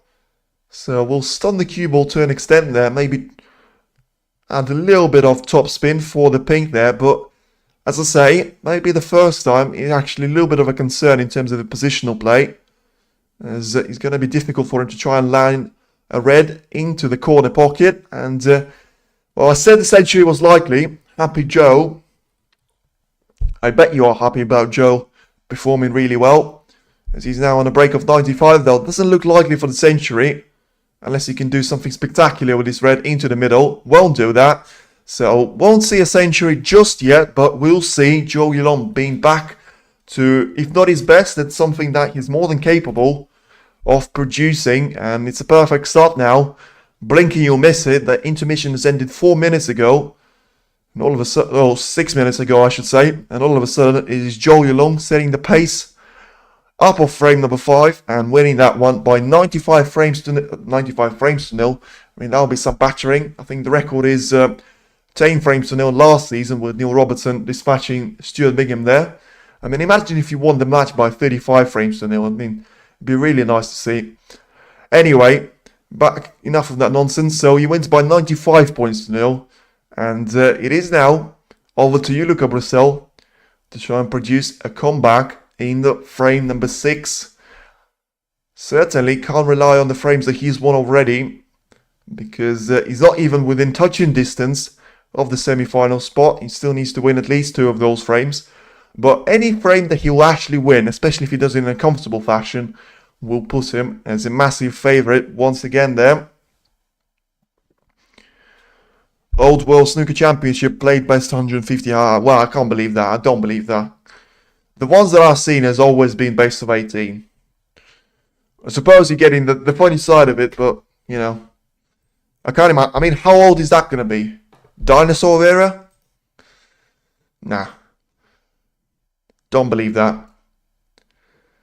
Anyway, we are about to get the 6th frame underway, so it's not quite 150, but we're almost 5% there, with frame number 6 being very close to starting. And Brecel needs to find an answer. He certainly can't rely on the ones that he's on the frames that he's already managed to win, as I mentioned. And by the way, in the poll, 153 people voted, and it is stuck on 50% for Zhou Yuelong and 50% for Luca Brecel. So, I mean, it's all to play for, whether you look at the odds or the actual percentage. But if you talk about the odds, really, Luca Brecel still is a massive favourite of this match, but I wouldn't say that from what I've seen in the previous frame.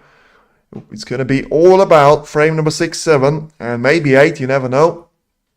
For now, it is Zhou Yuelong with a break-off shot now, setting the cue ball nicely for himself, and trying to do everything that he can and produce the best of performances that he certainly can. And we've already seen him do in the previous frame. Now, can he try and make that 2 frames on the bounce for the first time in this encounter against Luca Brecel? Luca, though, will go for an aggressive shot approach, and he finds himself pretty lucky with having that brown hampering the cue ball, but still he has left 2 reds into both of the corner pockets, and the saver for Brecel is going to be the fact that both the black and the pink are covered up here, so probably we'll expect to see a safety now from Zhou Yuelong. Best of 70 in 90/50s. Well, believe that a little bit more, because that'll make it first to 35 or something. I will believe that. I will believe that, especially if you take a couple of reds out of the game. And Zhou Yuelong there, in the end, trying to go for a red. So if smells blood there, but in the end he misses the red into the left corner. So that is now back to you, Luca Brecel. Has got a lot easier of a shot into the same corner pocket. Little distance there between the cue ball and the red. And all of a sudden, it is the Belgian bullet once again. Charged up and fired up here. Takes that red beautifully into the corner. Something that I will say I didn't expect him to do. I expected him to miss that shot.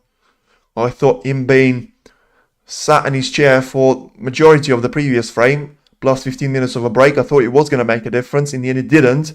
And let's see how good is he going to be in his positional side of things. Not very good is the answer straight away. Truth, I don't like happy. Well, this is what I'm saying. I believe in the best of 70.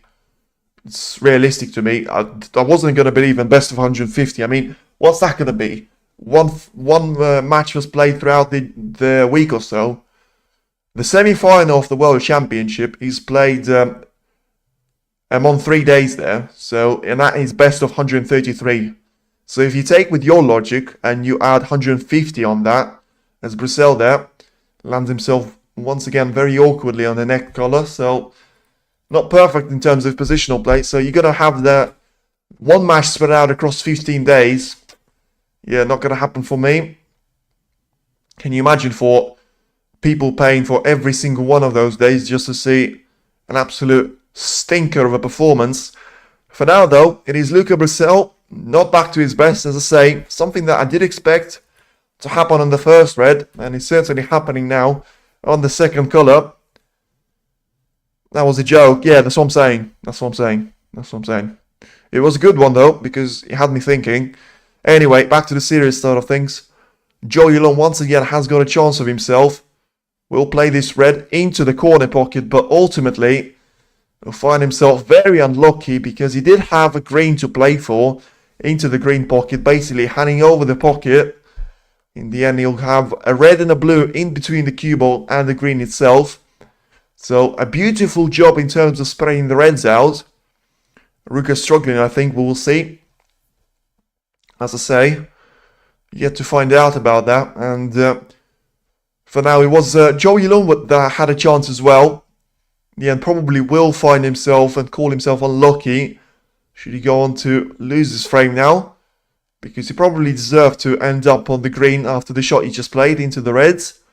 But we'll probably just put the yellow on the cushion and send the cue ball up towards the table. And there you go. Back to Luca Brecel, and certainly no one having advantage just yet here in frame number 6.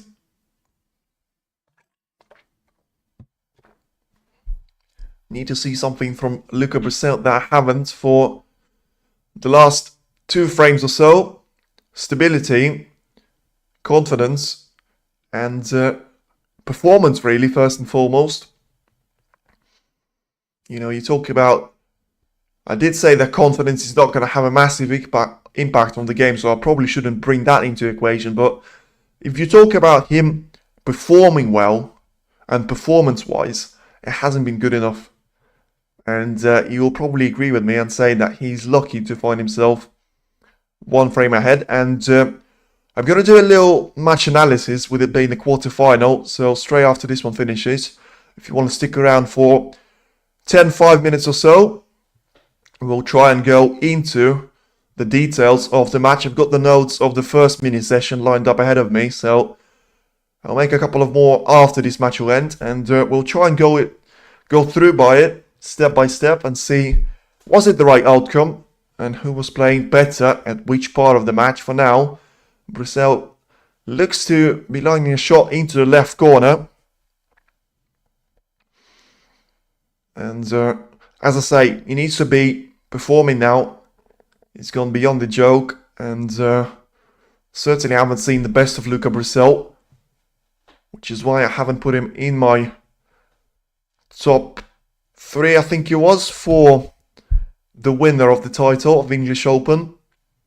As a reminder that the 3 that I've picked, Mark Selby being a strong favourite for me, Jackson Page being a close runner-up, and Elliot Slesser making the top 3 of my selection to win this tournament after seeing some of the brilliant performances from the likes of Slesser and Page, dispatching the Neil Robertson, Sean Murphy, Gary Wilson and Judd Trump between the 2 of them.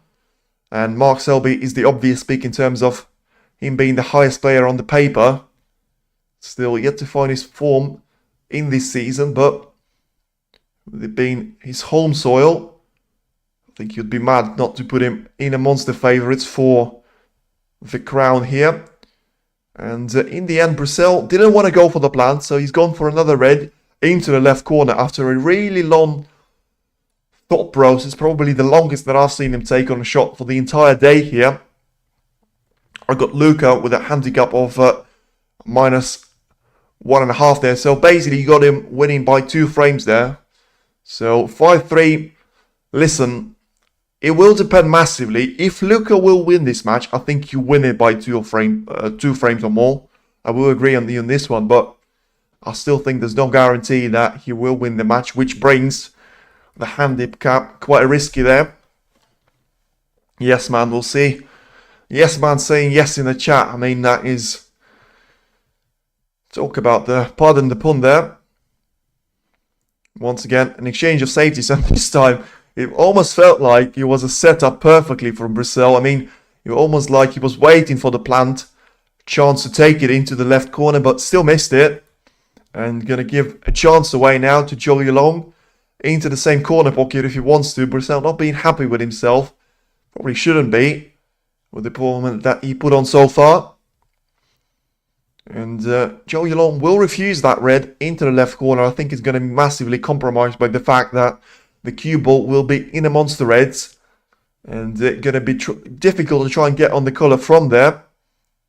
So for now, it is Zhou Yuelong looking at the red closest to the right middle there. Of course, not being able to be potted. But if you play that one away from the cushion, with the right spin on the cue ball, you could try and send the white in towards the yellow or around his pocket and send the red up towards the bottom part of the table. So in the end, you could just about see enough of that red to try and take it on as a cross double. But that hasn't worked out too nicely for him either. As now Brecel has got a chance into the left corner, the one that I would expect him to take on. The question is he actually going to pot it? The pink will be waiting for him into the left corner. We'll see. And I say the pink was waiting for him in the left corner. Brecel wasn't confident in himself and his ability, so he decided to play that one with a lot more power, sending the cue ball up towards the green and compromising the potting angle massively. In the end, missing the shot, but getting himself cue ball somewhat safe. Zhou Yuelong will have a red with a very, very thin cut into the left middle, or a red into the left corner, which is easier probably from the point of view of a potting angle and sort of things, but it's going to be a lot more complicated if you try and land on the next color. As right now, let's see what he's got up his sleeve there, Zhou Yuelong, and he hasn't got a brilliant performance, but in the end it probably was a smart shot selection, as that was the only red that he could give away to Brecel, and looks like he has given away the same red into the right middle as he goes to check for himself. Luca Brecel has got a chance now to make it a significant break and surely put himself as a massive favourite now for frame number 6. And one thing I will say though, you always have to take it on a match-by-match basis. You never know what your form is going to be on the next match. So I say Brecel has not been playing well, and he hasn't, in my point of view. You can be wrong, I can be wrong, you can agree with me, you can disagree, that's absolutely fine. But if he wins this quarterfinal and he makes his way into the semi-final, it all starts from a brand new page there for him. The problem is, with the way he's playing, it's going to be really difficult for him to get to that semi-final, because it had a straightforward transition from the green onto the red, and with the face that he's showing, don't think he's actually lined up a red there. So let's having a quick look at this one. So he may just about be alright there. I think the cue ball is just going to be able to pass the pink, so he can. And in the end it will be Brecel that gets away with it. Now, are we going to see some of the good positional play? Zhou Yuelong could have had a chance earlier on. He didn't manage to take it, and it is Brecel now that has got a lot of table time to himself ahead of him if he manages to use it wisely. And as I just have a look for the confirmation to make sure that Selby match hasn't started, so it hasn't, which is good, because I didn't manage to find the confirmation that this is going to be played on the same table. And we are now confirming to be down to a one match format, at least for the first part of the session today. I still think that Elias Lesser, Mark Allen and Jack Jones against Aaron Hill match is going to be held at the same time, which makes it a two-table clash. But not for the first part of the day, as it is Brecel dominating the table time now at frame number 6. A lot better in terms of the positional play earlier on, but it's not like he had anything hard to do yet. And that difficulty could about to become here and could about to arrive on the horizon for Luca Brecel. And he only just about takes the pink into the left corner, but in the end probably doing that purposefully so that he will end up nicely on this red. And once again overrunning for the pink, so not happy with himself on the positional side of things. And this is what I mean, only a matter of time until he misses one of those shots and he puts himself in a very difficult position. But the good thing is, and the good news for him, is that he only has one more red in open play that he's actually lined up on very, very nicely after managing to cut the pink into the left corner. So if he is to give away a position to Zhou Yuelong, it's certainly not going to be easy, as the last red is available now just above the black, and unless he finds those sort of little gaps there that he can try and work with, I think he'll be in a massive struggle to line up on one of those reds without making any adjustments to the position. And the key difference between Luca Brecel and Zhou Yuelong in this match has been Zhou Yuelong didn't manage to produce brilliant snooker for the majority of those frames, but when he actually has been a better side of snooker than Brecel has managed to do and produce the entire match. But the problem is, it's not going to matter in terms of frames won, because that's the only stat that actually counts. You know, you don't get any more prize money or ranking points because you're playing well and you're nice to watch. You might get a lot more fans for that, but you might get even more fans by making your way into the semi-final of a major tournament. And it's something that Brecel is looking to be a significant favourite of doing, as he just manages to find a really slim gap there to go for the red into the left corner. Of course, if he makes it, he'll free up another red into the opposite corner, and he'll probably set himself up for a frame ball. But not just yet there, as the pink will make it 58 points clear, the blue will make it 57 points clear, with still 59 on the table. So he's very close now, Brecel, of getting over the line and making himself the first semi-finalist. I should say, that's a bit too short of a notice. He'll still be one frame away from doing that, but he'll certainly be closer than he was 20 minutes ago, with Zhou Yuelong taking the 5th frame. Of course, winning 4 frames right now doesn't win you the quarterfinal. He probably would have if it was the last 16 match, but we are now down to the last 8 players, and a beautiful shot there from Brecel. In the end, lines himself up nicely for a frame ball, and certainly now is looking to run away with it and make it a scoreline of 4 frames to 2. So has been a bit scrappy at times in terms of his positional play, but certainly a massive improvement from anything that we've seen in the previous 3 frames that he's managed to win. So that is good to see. It's certainly good to see from Brecel's point of view. Zhou Yuelong probably only has himself to blame.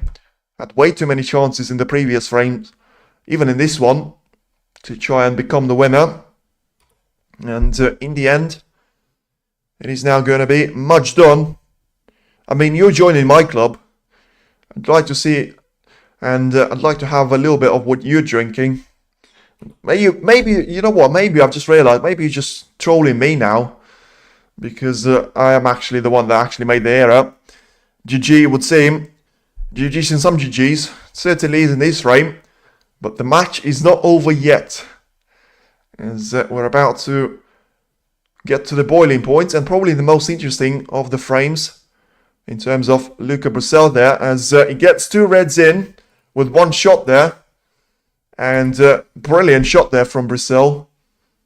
I mean, these black now to make it onto the last 6 colours there, with a little bit of a delay from my side. But in the end, it is a break of 75 points, so could still try and equal and actually even get ahead of the highest break of Luca Brecel in this match, but in the end, as he misses the yellow down the cushion, it is match frame to Luca Brecel. Coffee certainly is now, because Zhou Yuelong is now only one frame away from facing a defeat from Luca Brecel, and the Belgian bullet is very close to be fired up there. Certainly managed to recharge that 15-minute break. Hasn't taken the frame number 5 too close to his hut, which was important for him to do, and recovered really well in frame number 6 there. And it's only one frame away from victory now.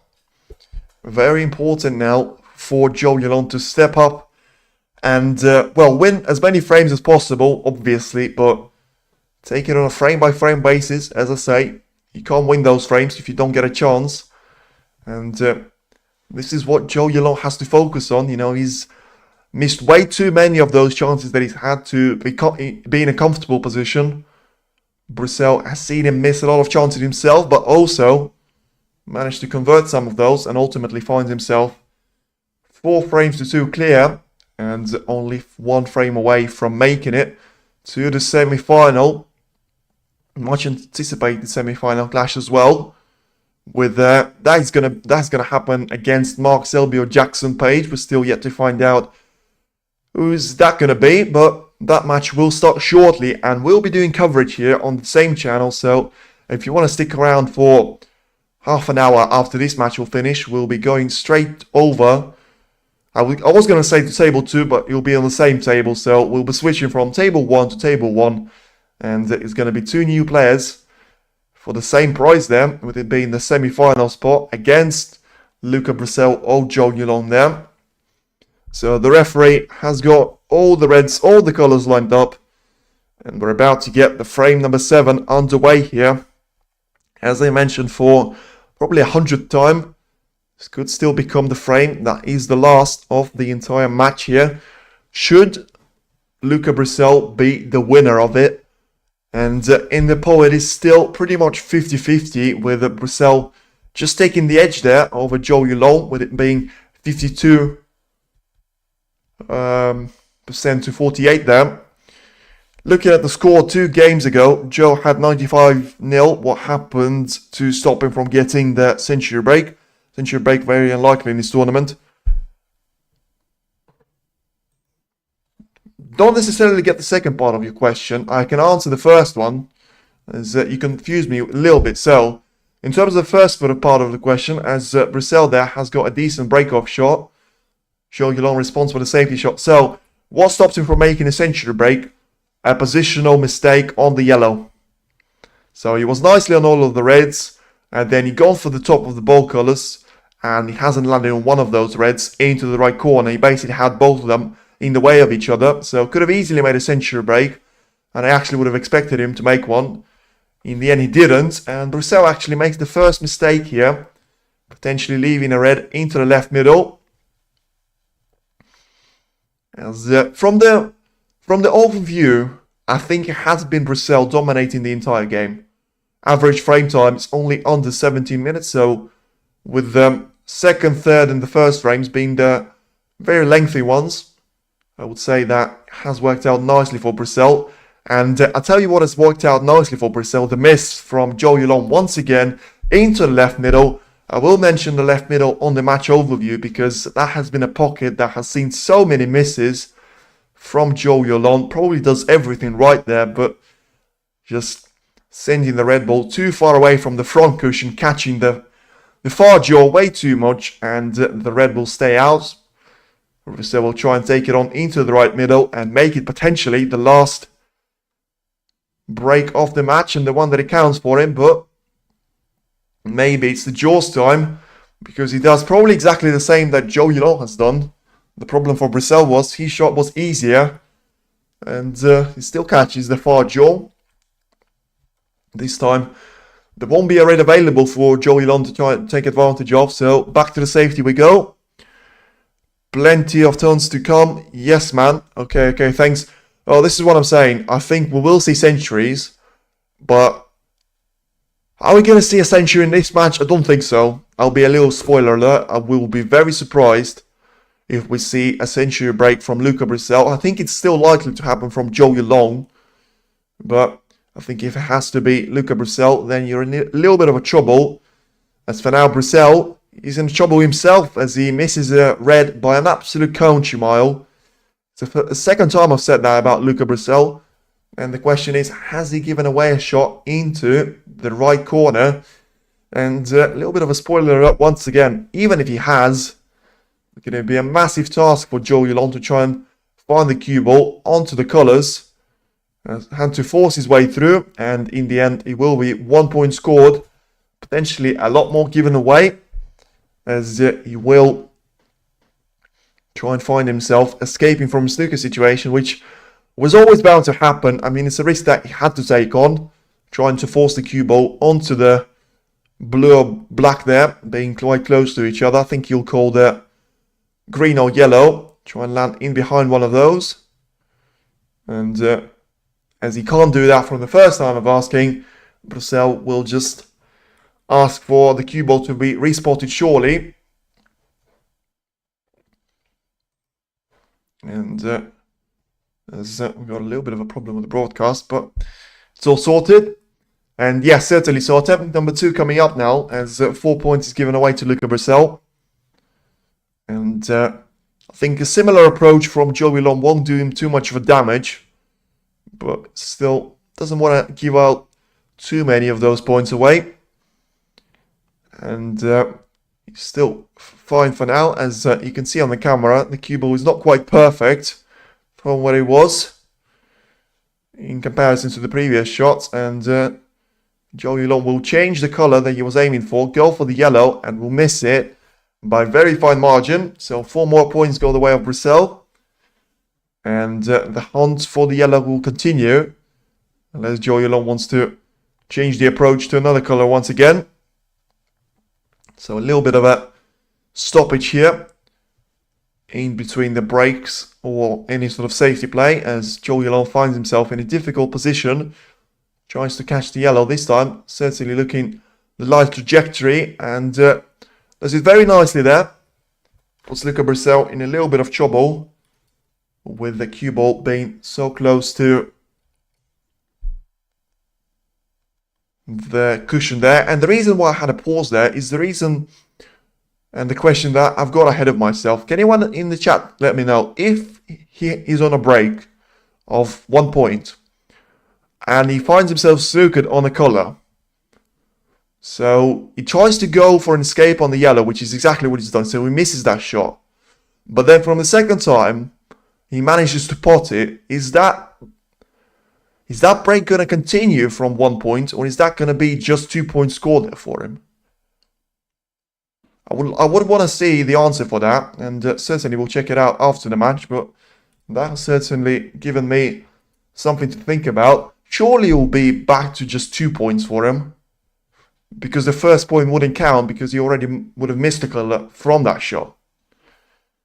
What do you think of misroll? I agree with it, to be honest.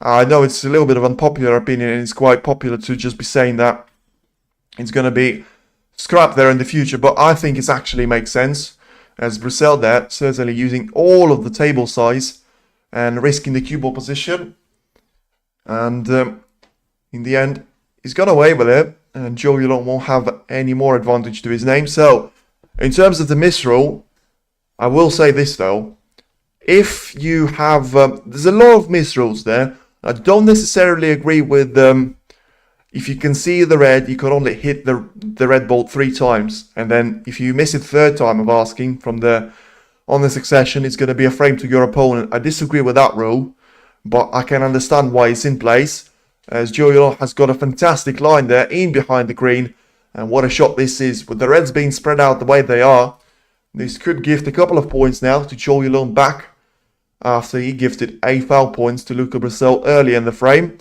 So yeah, so that point of misroll I disagree with, but when you say your opponent is 35 points behind with still 55 on the table, why can I not get some of those points back from him, as Brecel goes for the famous hidden hope, and it's actually worked out, I was going to say nicely for him, but it hasn't. Zhou Zhou will have a red into the yellow corner. So Brecel is certainly not in no mood to be wasting time on thinking about how to escape from a snooker. So I don't necessarily have a problem with that side of a misrule. But as I say, I do find that if you can't hit the ball that you can see from the third time of asking, then it's going to be a frame to your opponent. So for now it is Yuelong that finds himself on the break, and he needs to make this one, the one that counts for himself. If he pots the ball, will count as the color only on first attempt. Okay, fair enough, thank you very much there. So obviously Google that one. Yeah, as I was saying, like, that's a bit of a weird one. I know it's probably never going to happen for you, but if it does, I mean, I'd like to see that, what the outcome of that scenario is going to be. And I certainly think I know what the outcome of this scenario is going to be. I mean, we'll talk about a century break and maybe getting ahead of myself, but is that not the perfect position in terms of the reds and the colors, in terms of the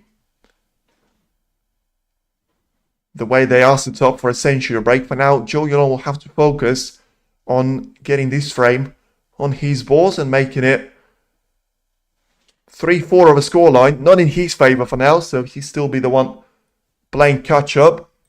But it's going to be better than facing a 4-2 and certainly a 5-2 loss there, because Luca Brecel only needs one more frame and he'll be comfortably in the semi-final there. Remember, I did predict the 5-2 scoreline and was looking very likely on the previous frame.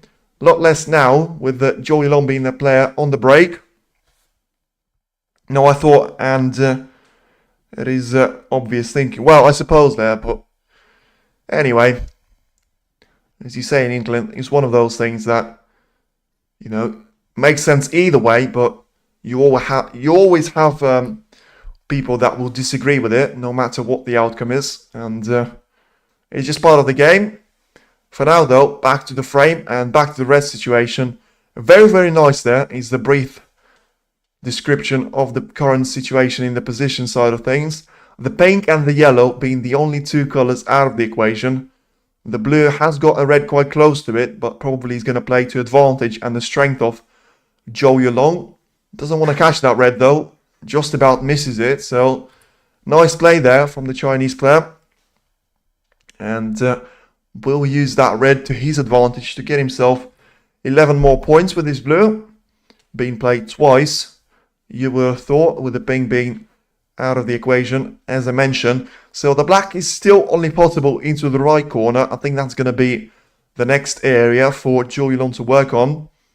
And he actually goes for the black into the right corner. So certainly didn't want to land on the wrong side of the blue, which he set himself up if he was going to screw back for the red. There is loads of rules that don't happen often. The game is so amazing. Well, I suppose it's one of those that you need to have a fire escape in case the fire happens. So you need to make sure you know all of the scenarios and you can cover up all of those. And certainly Yuelong doing that for himself in this break. And as I say, a lot better in terms of the players coming back from that 15-minute interval. You know, you talk about frame number 5, brilliant performance and a brilliant break from Yuelong, producing a break of 95. Couldn't make it a century break, but in the end, doesn't look like that's going to compromise him massively. On fire, well, certainly, Zhou should take this one. Well, he should. He should, and he probably will, but still has some of the reds to deal with until then. It's more than halfway there, though. 91 worth of points is still on the table, making that 83 now, with one more red disappearing. But in terms of, let me just finish my thinking. So when they come back from the 15-minute session interval, we've seen something that we haven't seen in the first 4 frames, which was Yuelong managing to do all the damage in a single visit to the table, producing a break of 95 points. Then we've seen a little bit of a scrappy battle in the 6th one, with Brecel managing to come out on top. There wasn't necessarily any massive mistakes there from Yuelong. And Brecel managed to, even though it wasn't as brilliant and as fluent, as smooth of a play as Yuelong managed to produce in frame number 5, he still managed to get himself over the line very comfortably and in a single visit to the table, as Yuelong will find himself Probably going for the red in the middle now, as you have a very awkward red to try and bridge over if he wants to stick to his original plan and go for the right corner pocket there. Chinese commentators say Luca is a madman. Well, to be fair, I get where you're coming from, and I get where he's coming from, because if he is going to play the way he has from basically Zhou Yuelong has landed a snooker for him, really difficult one to try and escape from, and Brecel has absolutely gone into the reds with 100 out of 100 full power, as Zhou Yuelong recovers well though, bridging over the red with the rest shot there. So 51 points, place 8 in favour of the Chinese world number 32. And with only 75 points on the table, 4 more shots and he will be one more frame into this quarterfinal. And for now we'll have another red cannoned and brought into play. So certainly looking very, very nice if you are in the pursuit of a century break. And looking even nicer if you are in the pursuit of 8th frame there, which will need you to see Zhou Yuelong win this frame number 7 for the first time of asking, winning 2 out of 3 frames there. So winning that little mini session after the 15-minute interval, but will still find himself behind by a single frame though, which is going to be better than the 4-2 and the 3-1 score lines that he had to face. Very close to doing that. In fact, he's only 2 shots away from doing that. The red will put in 59 points clear with 59 on the table, and the black will make sure we won't see any more of Luca Brecel in this frame number 7, and he will be taken to at least 8 out of potential 9 frames possible here. Oh, well made, man. I'm only 1 frame in front now. Well, certainly, if he gets this black in though, it's never over until it's actually over. And he does. I mean, for a second there, I thought he was going to catch too much of the jaw, but he's fine. He's fine and he's away. Frame ball is in. And so is Zhou Yuelong here for frame number 8. And as I say, Brecel's managed to do it once. He can try and do it again, but he has to do it again. Don't think you would want a decider. Especially that would mean his opponent winning 3 out of 4 last frames in succession. And Zhou Yuelong certainly playing some of the nicest snooker we've seen, well, probably, maybe, in the entire tournament, with him being such a quick player, taking no time in between the shots. Such a joy to watch there.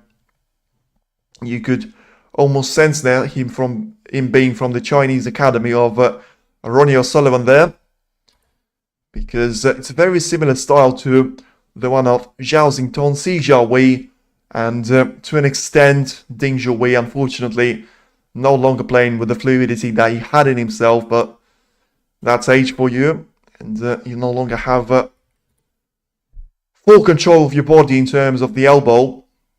Mark Williams has spoken about that so many times. John Higgins has actually joined the club by saying that it is a massive impact, the edge on your game, and even though the snooker wouldn't come across as one of the most athletic sports, it still requires you a lot of strength there and a lot of parts to that equation and a lot of pieces to that jigsaw. But for now, a jigsaw for Zhou Yuelong to make it 100 of a break and make it a century break, and he can't do that. And what a miss this is. I mean, it was for 100. I've got no idea why he didn't just roll the pink in. He was trying to play for the yellow because there was no reason for that to happen. A little bit of a weird miss, but in the end, it's not going to be a massive disappointment for him as he still gets a frame on the board. It is now only 1 frame away from Luca Brecel. It is now Zhou Yuelong 3, Luca Brecel 4, all to play for in frame number 8 for now. It's going to start very, very soon now. And once again, it is pressure on Brecel to an extent. It still is only 1 frame away from making it to the semi-final, but still has to work for it, and he's not there yet. You know, you have to talk about the perspective of Luca Brecel. From what he's done today, he can't be disappointed with his performance for sure, but he still needs to improve on his being clinical at his game and the fact that he's not over the line is something that reminds me of his match against Robbie Williams yesterday. That has seen him dominate the match throughout its majority. I think he had a 3-1 lead against Williams, but in the end, it has gone to a decider, which Brecel has managed to take away very comfortably. So let's see if that's going to be script repeating itself. And remember that after this match is finished and a little bit of a break in between two of those matches, we're going to be back to the action with Jackson Page and Mark Selby being the two players that feature on the main table here. Certainly looking forward to that clash between the Welshman and the Englishman. It will be the great leap forward. Well, I think you're talking about the...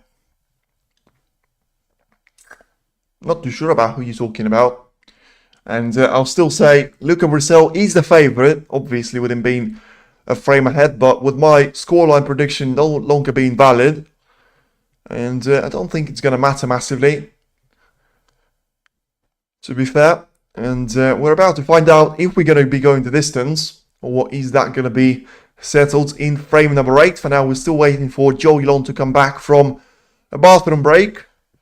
And as he does do that, Luca Brecel is ready to get the 8th frame underway.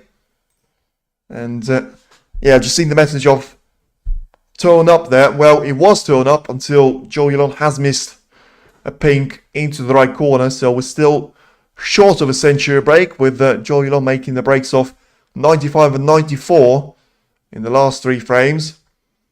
Now, great game up to come. Selby Page, certainly. I'm looking forward to that one badly. I am still yet to see the best of Jackson Page. I've seen clips of him. I've seen some of the matches of him, but I'm still yet to watch the full match there. One thing I will say, though, ahead of this match, with I think I'll use the break in between those 2 matches to go a little bit over how this quarterfinal has finished, and then take a little bit of a break, and we'll be back for Jackson Page against Mark Selby. But yeah, the thing that I will say straight away about Jackson Page, though, don't worry about it on the table, though, because Brecel and Yuelong was just a change in a safety play. He has been dominating early stages of the game against Robertson and Murphy, but he was struggling in the later parts. And had Robertson and Murphy been more clinical with the chances that have been presented to themselves, I still would have expected at least one of them to defeat Jackson Page. So that could be an area that Mark Selby can try and exploit. That's all I'm going to say. And I'm going to go back to this match, but I'm certainly looking forward to the tactical side of that things. I don't think we're going to see Jackson Page on the back foot there. And I think we're going to see Mark Selby a lot on the back foot, playing the safety side of the game. So it's all going to be about tactic, and it's all going to be about the performance.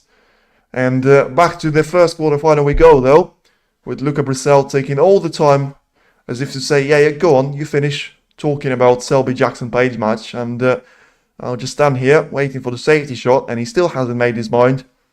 A couple of reds available to him. And let's see what he's got up his sleeve now. Can try and potentially force these red towards the left-hand side of the pocket, and land the cue ball somewhat close to the black. In the end, that's exactly what he's done. I mean, I almost said that midway through the shot, but I promise you I didn't read the script before it. And at the end, it's a brilliant shot there from Brecel, because it was always going to be the only red that he could try and give away. He was always going very closely to the jaw there, or the pocket, but in the end, because he had no pace on it, the red has dropped in. And Luca Brecel is now on a break to make it the one that counts and gets him over the line in this clash against Yuelong. Make him the first semi-finalist, as I've said that a couple of times, that's for sure. And get us over the second one, as we're going to see some action here on the cue ball, and we're going to see the cue ball going into the reds with what an outcome we see here. So straight away, the red's brilliant. He has got a red into the right corner, so that's a good news. Bad news, though, I can't really see a positional shot that he can try and line up after this red, because the cue ball will be going into those reds. And unless the black ball is potable into the left corner, I think we're going to see Brecel struggling here. And listen, if he tries to force his way through, he can't miss this red, by the way. I'm just saying, like, it is a cut, but he can't miss this red. As a professional, even as an amateur, he can't miss this red. But he needs to control the cue ball position. So it just depends how hard does he want to go in those reds. And if he wants to judge the pace of the cue ball perfectly. And all he needs is one of those ball colours. And in the end, that's exactly what he'll get. So I didn't commentate throughout the shot of the white, but he landed himself very, very lucky, perfectly on either brown or green. And in the end, it's one of the best positions that we've seen Luca Brecel face here. Could it be the one that is the last one that he's actually going to have to face here? 15 points on the board now. And counting, of course, these green will send the cue ball back towards the bottom part of the table. And it's all going to be about the availability of the black there. For now, it's got so many reds to try and find the cue ball on. And as I say, the black being blocked to the right corner, that's for sure. But not sure if it is possible into the left corner. If it's not, it is going to be a slight issue for Luca Brecel, because you'll have to use the pink throughout the majority of the break until he can clear out those reds, at least to one of those corner pockets for himself. For now, he's on a break of 19 points. And I say 19 points because that's what it says on my screen. I'm not sure why that says 19. He's certainly on 17 points on the break. Come on, Luca says, yes, man. Well, I know. You need this frame, don't you? For the handicap of minus 1.5. And look away from the screen, yes, man. Because he just missed the pink into the middle. And he's given away an easy chance for Zhou Yuelong. So I think that's the last we're going to see of your phone. Because that's certainly gone into the wall. And what a mistake that was. I mean, it wasn't an easy ping, but it certainly was the one that you would expected Luca Brecel to make the most out of. And in the end, it is, come on Luca, turns into, come on, Zhou Yuelong now. And it's the Chinese player that gets himself in with a chance for at least one more frame to force the decider. And that 1.5 frames advantage for Luca Brecel all of a sudden is looking very, very unlikely. After 30 seconds ago, it looked like it was going to happen. This time it is Zhou Yuelong dominating the play, being on 8 points himself. And as I say, what a waste to do that in the position that it is. It happens. Well, the fact that you're still typing on the chat, I appreciate the patience and the fact that you haven't actually thrown the phone into the wall. But fair play. And we could still see one more mistake. I don't think we will, though, with the position and at least 7 reds available to Zhou Yuelong. And I think it will be frame over, but I would have actually thought the same about Luca Brecel there, and he still managed to miss the pink into the left middle. And on smash fault, well, that's what I'm saying. I'm surprised, positively surprised, of course, that he didn't. With the emotion certainly running high when he got something at stake. But Zhou Yuelong now, he's 17 points clear in terms of his break. He's still 2 points behind now of Luca Brecel. That's about to change, with him aiming for the black into the right corner. And lands into a selection of the reds into the left corner here. Zhou will mop it all up. Well, certainly, that's the thing that I would say. And the problem for Brecel is, I don't think Zhou Yuelong will even need one of those reds that are resting on the black ball cushion. The 5 that are still available to him after this black is going to be more than enough for him to run away with a difference of more than 43 points, which is the value of 2 remaining reds on the table. He's already clear of 15 points, so 8 shots or so, maybe 9, and he will be in a decider, and we'll have a brilliant match in our hands. I did say, I will put my hands up and say, I did say I'm not going to see a decider today. We're not going to see a decider. It's going to be a one-way match. I'm wrong, I'll admit it, and I'll say I'm very happy to be wrong, because it certainly is the best match that I've seen throughout the entire tournament. Zhou Yuelong being probably the gem for me to watch, and his break building has been so good since the interval. With him about to win potentially, I will say potentially, 3 frames on the bounce. I have no idea why he's gone for the shot along the cushion. He makes it, but the fact that he's actually gone for that risk makes me doubt his sanity. In the end, I suppose, he's got away with it. And obviously has been the plan for him all along. But with the way the rest of the Reds are positioned, I've got no idea why you would play for that shot anyway, with the semi-final spot being at stake. But let's not overanalyze it. One more red disappears into the left corner. And he's now 30 points clear of Luca Brecel. And, well, with that red being out of the equation, I think he's probably thinking about a century break here. But surely you get those 3 reds out of the way first. And then you can think about a century break all you want there. And remember, he did produce the breaks of 95 and 94 in the last 3 frames, winning 2 of those on his way as well. This time, for the first time, you'll not use the black here and go for the blue. So probably realizing that maximum is not really available, so you can try and afford to go for the blue. Goes for the top side of it in the end, just about. And with a nice little force through there. I think he's going to be comfortably on the next red into the left corner. Decider, here we come. I wouldn't say that just yet. I have seen Wu Yize miss so many of those frame balls yesterday. I have seen, who was it? Elliot Slesser miss a frame ball against Watchalong, but maybe you are slightly ahead of me. And the frame ball is in, and it's all about just getting this black out of the way to make sure that it is going to be a decider. Anyone else, so certainly is a decider. And we are going to see a battle of the baddest here. And certainly the match of the tournament that I have seen. Brilliant by both of the players, especially Zhou Yuelong, I will say, especially Zhou Yuelong. Coming back from being 3-1 down, 4-2 down, to force a decider. Whatever happens, he can be, I'm not going to say proud of himself, but he can be happy with what he's made of. I'm behind, lol. Well, anyway, we're all in this together. As for now, it is still another red to disappear for Zhou Yuelong. And certainly on a charge for his finally century break from the 3rd time of asking. Ignore the points remaining. It is going to be a very likely total clearance here, with Zhou Yuelong being on 86 points. Still 27 on the table. Happy final frame. Days, well, I mean, it's a perfect finish for the match like this. I mean, both players have deserved the decider. And I did say Brecel was going to win it. Am I going to change my final thought before the decider? Well, I will stick to it simply because it's too boring to change your prediction. But if you ask me right now, who would I actually fancy? I would fancy Zhou Yuelong to win it and make it 3 frames on the bounce, but I won't.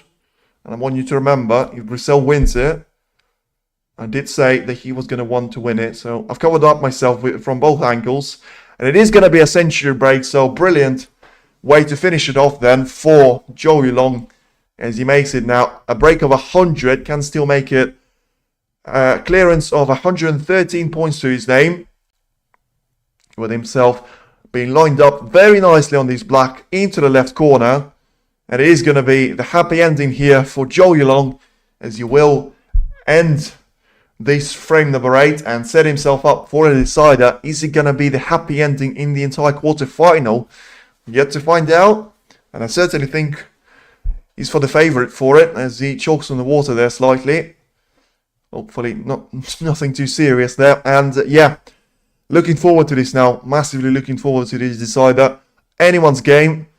And let's see what the odds are for this final frame. 180 for Brecel and exactly 2 for Zhou Yuelong there. So probably right decision. 50-50 frame. And I'll probably swap those around. I'll probably put 180 for Zhou Yuelong simply because of him winning the previous 2 frames. And Brecel not really getting any of the chances in those. And let's see what we're going to get in this deciding frame. Is it going to be Brecel's story? Is it going to be Zhou Yuelong's story? Is it going to be a safety battle? Is it going to be a battle of mistakes? Or is it going to be a battle of brilliance? Luca Brecel still hasn't had a chance to finish off the match here, with Zhou Yuelong producing the breaks of 94 and 113 in the last 2 frames. And of course, remember that we have gone into the mid-session interval with Brecel leading by 3 frames to 1. So he won the first mini-session, and Zhou Yuelong came back with the same scoreline in the second mini-session. And we are now going for it. And let me know who you think is going to win this decider now. I think it is very, very equal, and just about will go for... Well, I'll stick to my prediction and go for Brecel, but I'll certainly be very happy if I see Zhou Yuelong win this final frame of the session. We're ready to go here. The referee will give the cue ball to Luca Brecel, and lovely to see players shake hands before the decider, as the main action is about to begin here. And the referee is about to announce the start of this decider, and here we go. It's not Fabrizio Romano, it is Snooker quarterfinal, and it is Luca Brecel for the break-off. And wants to start off as he has done after the interval, and probably hasn't. I think he has left the red potentially for Zhou Yuelong to see and play a safety off. And so Kevin goes for Brecel there. I still think it's an unpopular opinion, but I still think Zhou Yuelong is the favourite now. Let's see though, as he has got his first shot of the decider.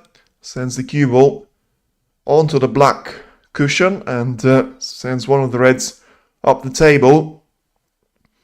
So Brecel will try and develop one of those reds into the top part of the table, so make sure that we're not going to see a lengthy safety battle. So smart shot selection there from Brecel, so we're not going to see the cue ball being sent towards the top part of the table anytime soon. But of course we can still see players playing into and away from the bunch.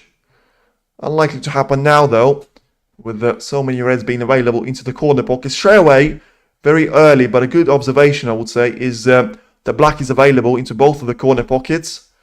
The cue ball is going to see some of those reds into the yellow pocket, but in the end I don't think any of them are going to be potable. And the highest break, 81 of Luca Brecel, is going to be up against the highest break of 113 of Zhou Yuelong, as the broadcast keeps reminding us on TNT Sports 2. And for now, Luca Brecel goes heavily into the bunch and puts himself with a little bit of advantage. I say a little bit because he has managed to put the cue ball pretty much on the black ball cushion. And as I say, there's no way you can get the cue ball safe in towards the top part of the table unless you find a perfect cue ball control.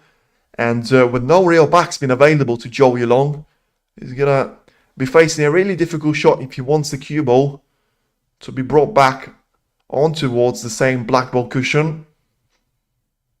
And yeah, important shot this is. Can he just about get through to that red, or maybe he just has to roll through to it? And he will roll through to it, but the question is how much has he given away to Luca Brecel to see? And can Luca try and put the cue ball even closer to the black ball cushion and get himself a better chance of some sort in terms of the safety play? And as a reminder that I will use this chance of a safety battle straight after these deciders ended. We'll do a quick match overview, so we'll talk about the deciding and the turning points of the match that I feel very much the case, and that'll give the organisers time to re-rack the table for the second match of today's action, with it being Jackson Page featuring against Mark Selby. And we're going to go straight onto that match straight away. So pretty much action resumed with no real break in between, as we'll have the highest seed left in the tournament performing against probably the man that has found the most form out of this English Open, apart from probably someone like Zhou Yuelong. And I did say, actually, he's not in my top 5 for the winner of the entire tournament. I think that's probably is going to change if he is become the semi-finalist. But me being who I am. I don't necessarily like to change the prediction halfway through, which is why I'm sticking to Brecel to win the entire match here. So, in the end, Zhou Yuelong, after careful consideration, will put, you're doing British Open, yes, but you will be a little bit difficult in terms of the schedule.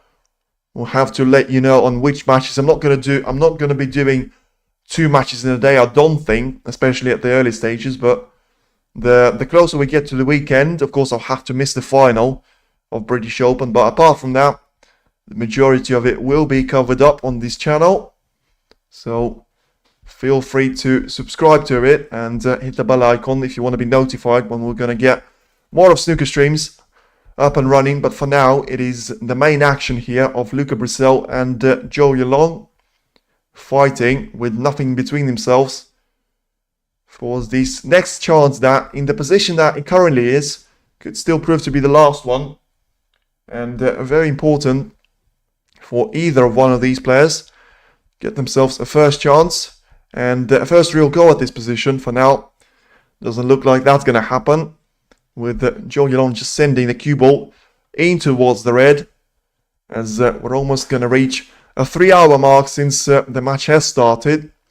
So whoever put Jackson Page and Mark Selby on 2 o'clock, and TMT certainly wasn't expecting for the action to drag on for 3 hours here. But for now, Zhou Yuelong finds a shot that was looking to be really good, but in the end the red is going to be a little bit of a traitor here for Zhou Yuelong and come away quite closely onto the right middle, but in the end probably just rose enough there for it not to be available into the right middle. At least if he is going to be available, it's not going to be an easy shot for him to try and make. For Brecel, I should mention, he has got a shot into left middle, and we're probably entering the zone and the area for Brecel to start taking one of those chances and try to put those away. As for now, still has a decision ahead of him.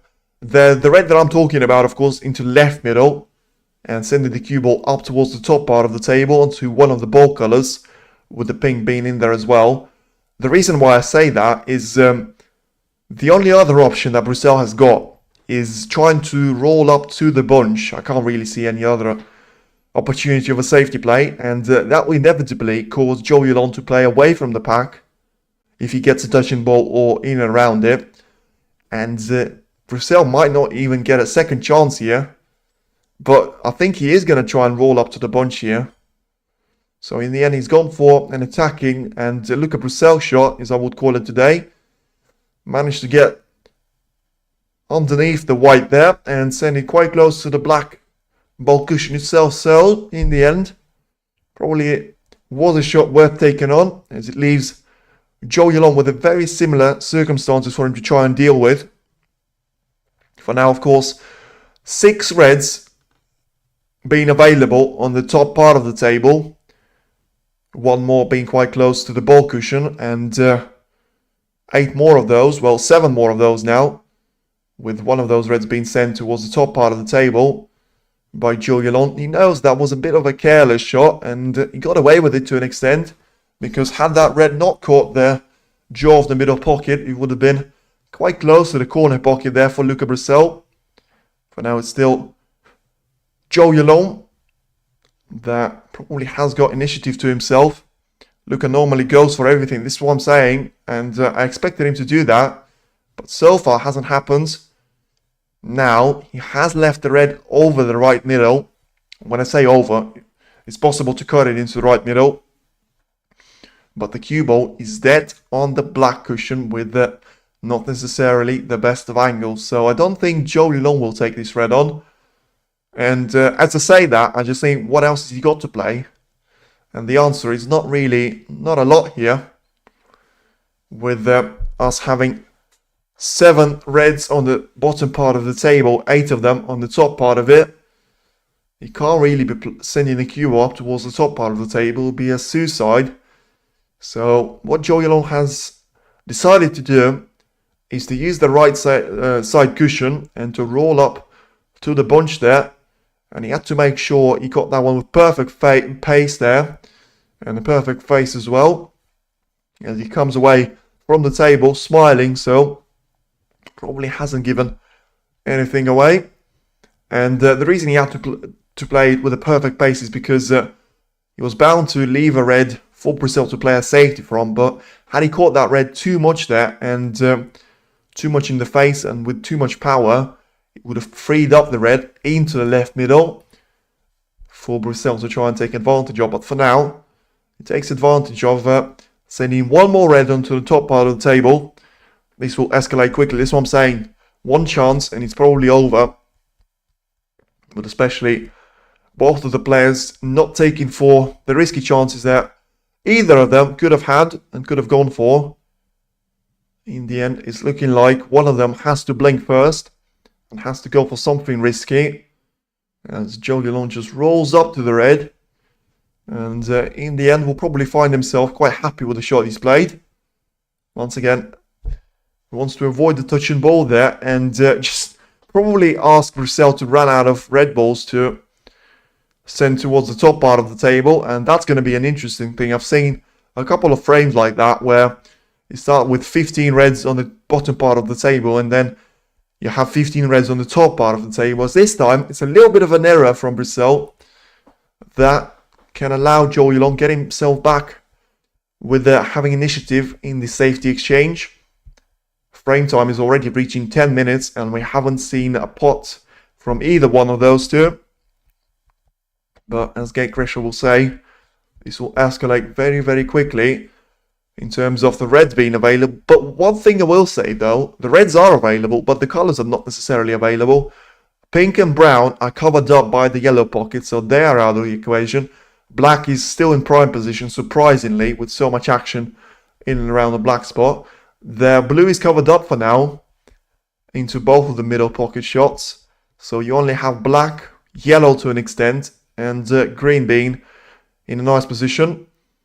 And one more red will be sent towards the top part of the table. But this is the chance that Luca Brecel has been waiting for, nearly said his entire life. I think he would say that about the World Championship, but not about the semi-final of English Open. Certainly, it's a chance that he's been waiting for 10 minutes, as we get a reminder that that's the length of the frame already, without any of the pots now. But any mistake will be very costly for Brecel. He gets the first chance, but it's still a shot that is not an easy for him to try and make. And the colors that I mentioned makes that shot even harder for him. He misses it. Has he given anything away? I don't think he has, in terms of it being easy. But Yuelong certainly has got a couple of reds to try and choose from. Brecel had to play that one with a lot of power to send the cue ball back for the black there. House colors, dreadful. Green and black are the only two available. Simply and short. Simply and short there. Blue is quite close to being available, but has got one of the reds in its way. So that one will have to be taken out of the equation first. And, well, I mean, it was a mistake from Brecel, but the clever shot that he's tried to play it with, trying to land the cue ball for the black there, obviously thinking that if he is to miss that red into the left middle, it's not going to give a lot away to Yuelong. And certainly seems to be the case now, with Zhou certainly taking time on his shot, more than a minute already. And still running around the table, no clue which red is going to be the next one for him to play. And yeah, just a confirmation with a little shake of the head there. I've got no clue what is the next red that I'm actually going to choose to play. Is the translation of that shake of the head. And is he going to try and go for the red into the left middle? It's a difficult cut this is, and it's a very risky cut for him to take on.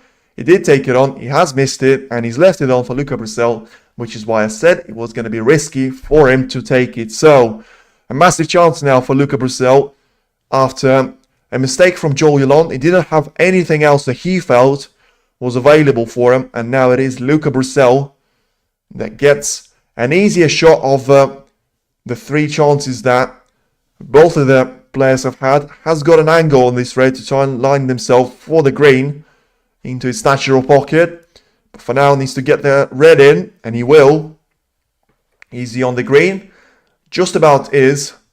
We'll have to bridge over a couple of reds though, so it's a start now of this decider in terms of we finally get our first pot here from Luca Brecel, but it's not like it's going to be a straightforward clearance with the colours not being on their spots here, and straight away it is a miss from Luca Brecel. So what started nicely is going to end very, very bad for Luca Brecel, and it's going to be 1 point scored, and initiative straight away goes to Zhou Yuelong. After being patient in his previous shot, he did leave a chance for Luca Brecel, but it's probably only fair that at least one of those players will get a chance in the decider. And Zhou Yuelong will get this chance, but is he going to be on the collar? I don't think he is, and he's absolutely smacked the cue ball on the floor there because he's absolutely fuming with himself. And yeah, certainly not happy. He's landed in behind the red there, and what is actually worse for him is how is he going to play a safety shot here? He's got 4 colours very close to him, and you can see the smack of the cue there. Certainly not hiding his emotion, but yeah, how is he going to play a safety shot? The only way I can see him try and do that with sending the yellow on towards the right hand side of the table and trying to get the cue ball in behind the black there, but that's going to be a really difficult shot for him to try and manage through. Oh no, my Chinese man. Well, I mean, we've got 1 here. I don't think we're going to see a particularly happy Belgium either. And, well, let's see. I mean, this was going to escalate quickly. It doesn't look like it will now. But something's going to happen. Something is inevitably going to happen. It's just a question of... is the quarterfinal between Jackson Page and Mark Selby going to begin today? Or is that going to be in 2026? Smash has already gone over the 3-hour mark in terms of since it's actually started. And the match between Jackson Page and Mark Selby was going to start at 2 o'clock. And it may still do that, but this time it has to be 2 o'clock in the morning. As finally a decision is made by Zhou Yuelong. Longest frame in history. The problem is, you say it's longest frame in history. We literally had 2 reds eliminated, and the position in terms of the colours is an absolute mess. I mean, we were saying the way the reds are spread out really nicely is going to be an absolute joy for the players, but you remember, and you need to remember that you can't just pull a red every single time, one after another. You need to have a colour in between, and it's difficult for you to have a colour when you've got pink and brown stuck to each other, covered up by another red, when you've got blue covered up by another red there, you've got a yellow in no man's land, and you basically have only green and black to work with. It's not nice for you. And Zhou Yuelong has managed to find a safety there, and this time, the problem that I've got with this match now is, are we going to see players taking 2 minutes on every single shot because they're afraid to give away a red, which is so easy to do with the current state of the position, because that's going to take a long, like seriously, this could take a long time if we're going to see that, because we've seen Zhou Yuelong take 2 minutes on his previous shot. Now we're seeing Luca Brecel do something similar. Re-rack. It's actually a good shout. I don't think we're ever going to agree on this one. I don't think either of them will offer, and I think if one of them will offer, the other one will immediately say no. But from the neutral point of view, I don't really care who wins here, but I will say it probably is the right thing to do, because you're just going to end up with... I was joking when I was saying about 2 o'clock about Jackson Page and Marcel, but this literally could take about an hour until we get a winner, and you don't necessarily want to see that in the decider. But, as I said, I think it's very unlikely that we're going to see a re-rack, and 2 minutes now for Luca Brecel on this shot. And still no decision made by him. And re-rack is a good shout, but as I say, it takes 2 to agree on this one. And the shot time is ticking there for Luca Brecel. And I think the referee will be very glad to know that this is the last frame that she has to officiate. With credit to the referee, she's had to stand the entire match here. Players, at least players get the little sitting down in between. The referee has only had the 15 minutes mid-session interval there to herself. And yeah, I mean, are we going to go into the third minute for Brecel? He still has no idea which shot to play. Certainly taking his time. She's getting mad inside today, haha. Well, I mean, that's what I'm saying. Yeah, I mean, 5 minutes, the last two shots, and to say that we haven't got any closer to the decider is an understatement. It takes me to thinking about Brecel that he was just taking his time on the shot to make a point or something, because in the end it looks like he'll just roll the red into the green pocket because he's got literally no more shot to try and play. He'll miss it and he'll give it away. So I'm not going to say, well, I am going to say finally, and thank God he actually attempted that red, because if he tried to play another safety shot there, we could have been here till tomorrow. So even though I did say Brecel was going to win, I have to say I'm very happy for him to take that red. And if he made that nice, if he misses it, so be it. You know, I'm not here till tomorrow. And keeping tabs even well. He'll be the interesting man there. Right now, back to the series and back to the action. So we've got Zhou Yuelong on the break now of only a single point. He's about to take the green into the green pocket. There's a frame time. Has got over 20 minutes already, and we've only seen 3 reds potted, with us having the first colour now. And he's actually got the red into the right middle. So can we be back to the serious stuff? If he gets a cue ball in towards the black ball area, gets himself a nice little transition there, and you will have inevitably some of those reds to try and play in and around the black spot. The problem is he's only got 3 of those reds on the bottom part of the table, with the other ones either being potted already or being on the top part of it. For now, has got a difficult shot to try and execute, trying to catch that red into the middle. And very importantly, he gets it in just about, but he does. And even more importantly, he finds himself on the blue, with the color that I said was going to be one of the most important in the break building, with the reds being so far from the black there. Zhou Yuelong is now 11 points clear. Now he can try and make those 4 reds count. 3 of them in and around the pink there, 1 more closer to the black.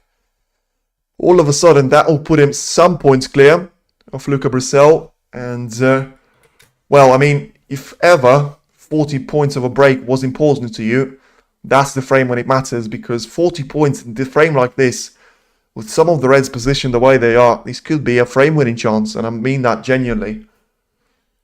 Let's see what he can make out of this break. And it's certainly not going to be the one that he probably is going to get over the line in terms of Brecel not having enough points on the table, but it certainly can be the frame that puts Brecel out of the equation for being the favourite, as he was until this decider started. And Zhou Yuelong needs to make sure he's on the top of his game. As for now, he clears one of those reds, a very important red actually, because that was on the yellow spot, and has freed up another red for him to try and take advantage of. And once again, the red will be played into the right middle. So those points are starting to mount for Zhou Yuelong, and especially for Luca Brecel to try and be facing. And for the first time, we're going to see a positional shot on the black here. I think Zhou Yuelong has landed pretty straight on this one, so would expect the cue ball to go into the right side cushion there. And there's some sort of insect there attacking the referee, so she's getting married tomorrow. I think her fiance will have a word to say about that. But for now, it is Zhou Yuelong being on the black as we clear the insect away. And we can focus on the break yet again. And the shot from Zhou Yuelong is not ideal. So the first time we've seen him lose control of the cue ball in a deciding frame. And still could be very, very big consequences if he misses this red. 30 points is not the amount that I was talking about, as I say, especially with the reds that he's managed to free up for himself. The last thing he wants to do is free up those reds for his opponent to try and make some usage of. Not done yet, absolutely not. As I say, 60 points is going to be the golden point for him and the tipping point in this frame. For now, it's a first real challenge, and it's a challenge taken. How's the blue ball position? I think it's nice. I'm just looking at his face there to confirm that it's nice. And no reaction probably suggests that he's fine on this blue. Was very close to being snookered in behind the red there, but he's fine, and he's actually probably more than fine, as the angle he's got on the blue can lead him in behind the red into the middle. In the end, he decides to go for a different shot into the middle. How's his cue ball positioning? It's not ideal, and it's not ideal at all, as he still has that red into the right middle, but this time he has to bridge over a red that I mentioned was covering the yellow spot that was freed up a couple of shots ago. Now we've got 83 points on the table. This is where it's going to matter now.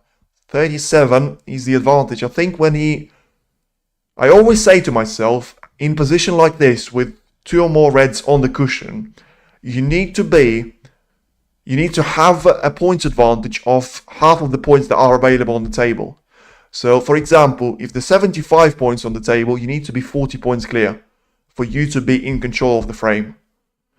Because with all these colors and all these reds being out of the equation, it's going to be a massive mountain to climb for Luca Brecel anyway. But the more points now he tries to accumulate, the better of a chance he'll have, obviously. But if it does come to a shot selection of either going for the shot that he's not confident about or going for a safety play, he needs to make sure he goes for a safe shot. No matter how much of an attacking player he is, no matter how much he wants to go home and enjoy a bath and watch Netflix on, he needs to make sure he doesn't give an early and an easy invitation to Luca Brecel.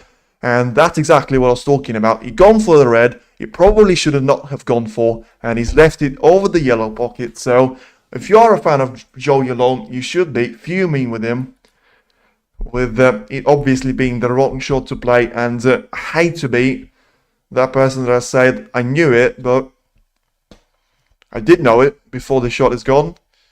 And I always felt like if he was going to go for the shot, surely he had to go for the one into the middle, not the one into the yellow corner.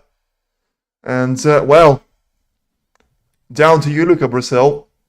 What can you make out of the position you've got ahead of yourself? Finds himself 35 points behind, with the green to go into his own pocket. By the way, massive shout out to nearly 200 people watching. Thank you very much. And if you want to stay tuned in for the match overview, you'll be a 10-15 minutes reaction to what we've seen between Luca Brecel and Zhou Yuelong. And then after it, we'll go over to Jackson Page and Mark Selby, featuring one against each other. The world number 42 will face the world number 9 and the highest seed in the tournament. For now, Luca Brecel had found no better option than to go for the red into the left middle. And now should have went to the middle. That's exactly what I said, Gatecrasher. Yeah, it's exactly. I mean, I know you have to bridge over, but it's exactly the shot that he's played that put him into that break earlier in the frame. But it's done, I suppose, and let's focus on what Brecel has got ahead of him. And he's managed to take that red into the left middle, so less and less points available for him on the table. And this is why I hate to be going back to something that has happened, but this is why you take those 2 reds out of the equation for Zhou Yuelong. You take 16 points out of Brecel for reach. You put, I don't know, 10 more for yourself. And all of a sudden, it is 47 plays 1 with, I don't know, 67 points on the table. Brecel is never catching that in a single break. Never. But now he finds himself, what, 26 points behind with still 2 reds on the table? I mean, surely players need to be thinking through those types of shots. I get that they're professionals and they have to be backing each other, but sometimes you just have to look at yourself and say, I'm not Ronnie O'Sullivan, and I can't make it a single visit to the table in a position like this. But it's the last thing I'll rant about it until the match overview. For now, Brecel has gone into the red that was his wild card, into the yellow pocket, and has freed up 1 more red into the left middle, but has to sacrifice the position on one of those into the green pocket. So ultimately, still has a couple more to work with, only trailing by 20 points. And this is what I mean. He's got one, maybe two reds that are a struggle, and he's got two reds that he can try and make usage of right now and get himself, I don't know, maybe 10 more points. And he's going to be 10 points behind with him being at the table and, you know, still two reds on the table. So could be a massive mistake from Zhou Yuelong. And Luca Brecel now has got a green once again to pot for the third time of asking. Black will end. Well, I mean, it's not beyond the rails of possibility, but I think it'll end on the pink. I do have a feeling it'll end on the pink though, but have to end a little bit sooner than that for Luca Brecel on this current break, as he had one more red to try and line up for into the left middle. He's underplayed that one, and looks like back to the safety play we go here, with Brecel not making the most out of position that he's had, but probably didn't really have to, and he was never going to make the total clearance of, I don't know, 126 points, with only like 83 available to him. So Brecel now finds himself 16 points behind, and ultimately he will have the first shot of the safety. He's nowhere near enough points behind for Zhou Yuelong to just taking reds out one by one and taking the long pots on. We're nowhere near that stage. But I think that brown pink clearance is going to be an issue. And the reason why there was a second delay is because Luca Brecel has just only gone for a double into the right middle. I mean, to do that when you're 16 points behind takes some courage and a little bit of steel as well. I mean, you talk about the former boxer Vladimir Klitschko, Dr. Steel he was called. I mean, you may as well call that Luca Steel here, because that shot might only get him 6 points here, but ultimately he's now finding himself 10 points behind with two more reds on the table. What can he do from this situation now? Bottle, well, I mean, it's a good bottle of Belgium champagne if there ever was one, because whatever he's done there, he's got him 6 points more there and has taken out 6 points from his opponent. Now, surely not going to go for another reckless shot here, and just going to try and send the cue ball in behind the bunch of the pink and brown. It was always going to be difficult and didn't quite manage that. So back to the table comes Zhou Yuelong, and the blockbuster that looked like it couldn't deliver more until we've seen the decider. And the action is about to unfold here until our very eyes, with Luca Brecel and Zhou Yuelong still having everything to play for. Ultimately, Chinese player has got 10 points ahead of him, of Luca Brecel there. So we'll probably tip that to 55 to 45% in favor of Zhou Yuelong. But, you know, whatever momentum he had in the previous frames, that has disappeared half an hour ago, with the frame being way more than that now. And I suppose it makes sense with it being the decider, but still the fact that we still have no idea who's going to have the momentum in this frame is staggering. As for now, Zhou Yuelong has got a decision ahead of himself to make. Does he want to go for a safety? And he wants to go for a shot into the right corner, into the right middle, I should say, and land himself nicely on the green. So this is where it counts. He's now 11 points clear with 35 on the table. The green will make that 14. And all of a sudden, he can try and be taking some risks here, Zhou Yuelong, because of the brown and the pink cluster. First, he'll have probably a go at this red into the yellow pocket. Should he make that, that'll make him a massive favourite, of course, in the decider with the colour to follow up. As he'll now have a long look towards the scoreboard to see and study what circumstances. And this is why the maths lessons are important for snooker players, because you have to make sure you judge everything to perfection. And once again, having a long look at that scoreboard here at Brentwood, and it better be showing him the right amount of points. And once again, the third time he's had a look at the scoreboard, still probably counting the points and thinking. How many of those can he afford to lose? So yeah, having a laugh about it, and actually he's arguing there with someone, so obviously feels like there's obviously someone either distracting him in the crowd, or he's unhappy with the amount of points that he's got, or maybe he was just waiting for someone to make his way on the table. So once again, goes down to the shot and goes back again. It's not good, this is, for him to try and make this shot into the yellow pocket. But he'll make the pot even sweeter if he does it, and he did. Wow, well, well. I mean, what a shot this could be. What a shot this could be now. I mean, the yellow and the green will probably put him past the frame ball area. And, I mean, what a red to take on into the right middle for the first time. But the fact that he's actually gone and played the red along the yellow cushion there, into the yellow pocket, along the yellow spot there, and he's actually managed to take that, is certainly a praise beyond the ones that you can actually describe. So now 18 points clear with the yellow. You would think to follow up in the green pocket here, try and line himself up for the green into the same pocket. So that will put him 23 points clear with 22 on the table. So with the brown being out of the equation, he certainly can try and have a go at these two colors. But he'll make the first one, and he'll miss the first one. And does he leave the same yellow away here for Luca Brecel? Of course, Luca Brecel has got a very different situation ahead of him. He can't afford to miss the yellow, because yellow and green will be the two colors that Zhou Yuelong will actually need here. Think how not to need the brown. Well, certainly, this is what he's thinking about. And Brecel will need the brown. He'll need the total clearance here. And he certainly decides not to take the yellow into the green corner. So probably the right thing for him to do. In the end, we'll get an unlucky kiss of the black there. So still going to be a snooker for Zhou Yuelong, but the one that is going to be a lot easier to get out from. The right decision there from Brecel. And the reason why I say it's the right decision and why it's an important decision is because in this safety battle, he needs to make sure he frees up the pair of pink and brown.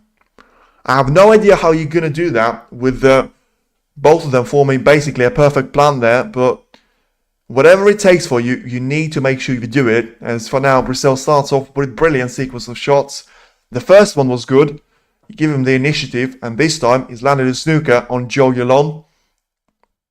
Yellow being quite far from the right side cushion, even further from the left hand side, so has to play into this one. And has to do it with the correct amount of power and angle. Doesn't want to leave it away. With Brecel still not needing snookers, remember.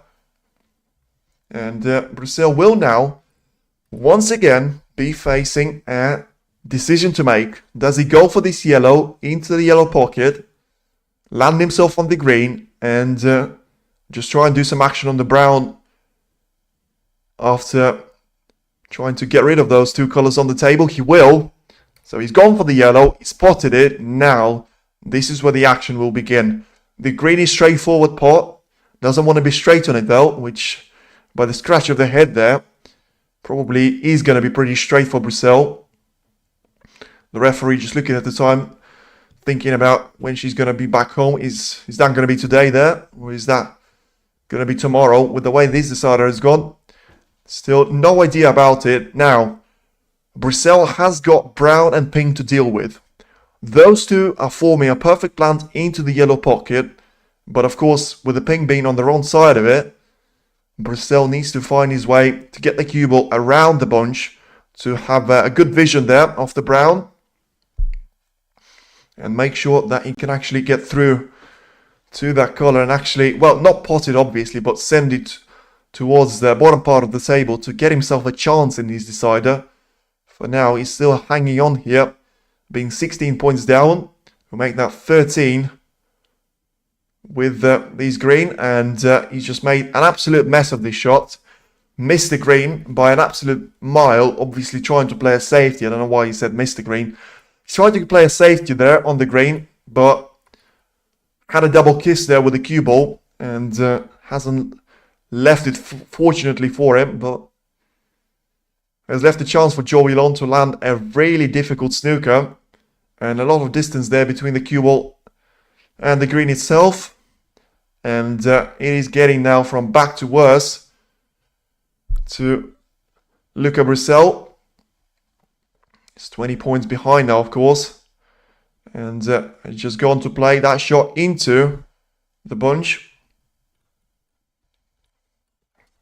Don't know why the scoreline was saying he's 20 points behind. He's, of course, 16 points behind. But ultimately, Zhou Yuelong will need the green and the brown for him to win this frame.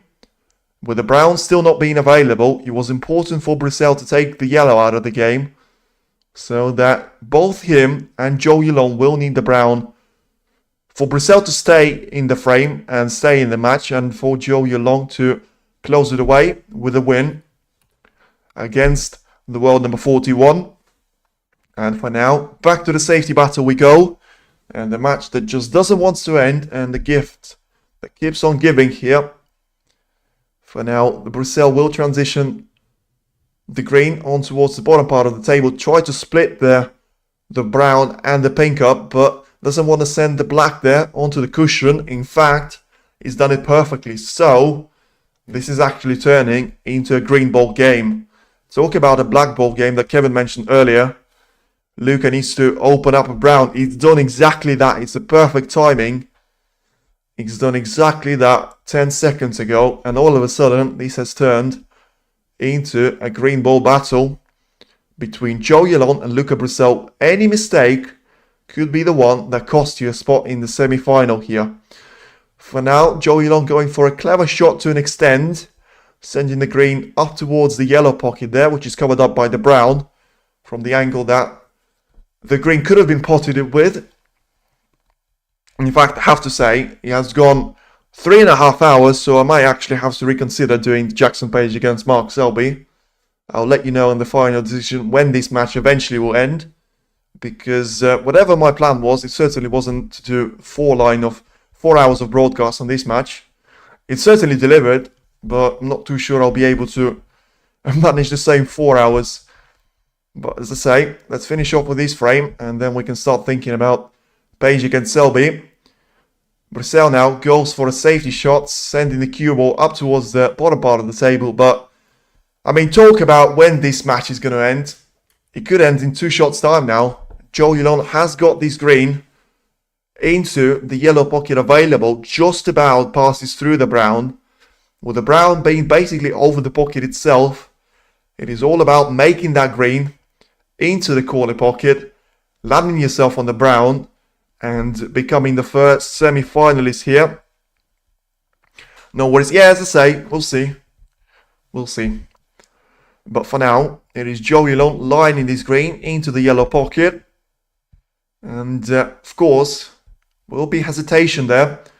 We'll check it a couple of times to make sure he knows exactly how much of this pocket does he have. He doesn't have the entirety of the pocket, I'll just mention that now. So he has to be leaning towards the left-hand side of this yellow pocket, with the right one being covered up by the brown in significant measure. Once again, 3rd time checking the position of the green. Of course, can still go for a safety shot. I'm just saying that this is probably one of those shots that you might not have another chance and another go at, but you also might say to yourself, I might just settle for one more safety shot. And he won't settle for a safety shot, but the problem is the way he's gone into the brown, he's made it onto the cushion, and he still needs that brown, with my math being correct. So yeah, he's 19 points clear. He's only 22 so he's only 19 points clear with 22 on the table. He's laughing about it, but he probably is absolutely fuming with his luck there. Talking about being lucky, he probably found himself snookered in behind the blue as well for good measure, and with the blue, black and pink all being available, what a chance this is now for Luca Brecel. How to watch live. TNT Sports 2 is the way to do it in the UK. Eurosport should be doing the broadcast as well. But now, it is a massive shot for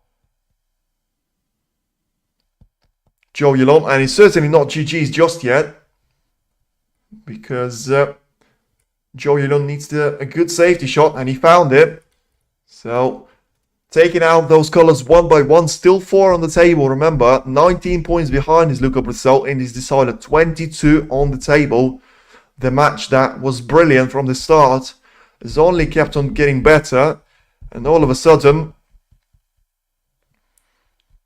this is turning into a cliffhanger finale. But for which one of those two players, we're yet to find out here. Luca Brecel will try to send that brown in towards the pocket, trying to produce some sort of magic here. In the end, probably is quite lucky not to leave that brown over the right corner. And Zhou Yuelong will come back to the table for probably a millionth time in this frame alone. And has got a straightforward shot to try and play into the brown, sending towards the brown spot of his own, just closer to the black ball cushion in terms of the length of the table. No way he loses 4 in a row. I don't think it is 4 in a row. It was 4-2 there, so it's 3 in a row. Yeah, he won 2 frames there, Zhou Yuelong.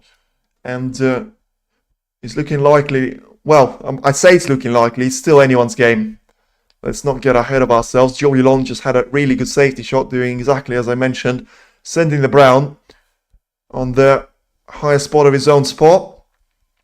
And the cue ball resting on the black ball cushion. So, very important shot this is for Brecel. Probably try and send it towards the cushion, but has underplayed it massively. And has he got lucky with the blue being in the way? I mean, I haven't seen a hand of apology go up. But even if he can see that brown, is he going to risk to roll this one in? I mean, this is going to be tension at its finest. He can try and do that, but the brown is very close to the side cushion. Doesn't matter now, all about this brown. It is. It genuinely is. Frame time has gone over 45 minutes.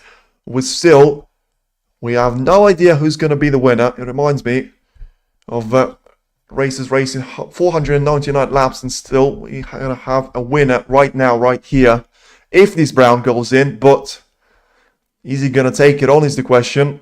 Zhou Yuelong seems to be doing nano-studying on it. Every single particle of the cue ball has to hit the brown perfectly for it to drop. But I would say it's probably the wrong shot for him to try and take on. With a straightforward clearance being on the line for Luca Brecel. As I say, the blue is on his spot, the black is pretty much on his spot, the pink is out of position but very close by the green pocket as well. Is he taking this on now?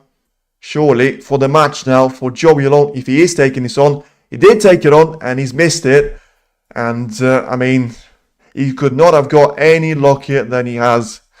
The brown basically landed just below the cue ball, with it looking on towards down the table. No way you're going to pot that. And it was a risk there by Zhou Yuelong. He got away with it. And it's all to play for yet again here. With the match is just reluctant to end now. Any colour safe. So as I say, blue is on its spot. Black is a little bit down on his spot. Pink is close to the green pocket himself. But none of them are safe. Not even the brown is safe right now. With Brecel just thinking where to send that brown. And try and do as much damage as he can to his opponent. Blue and black on their spots. Pink is close to the top right corner. It's been like an hour for this frame. 45 minutes to be precise. And counting. As Brecel just made his life a lot easier. A lot harder. Didn't make it easier.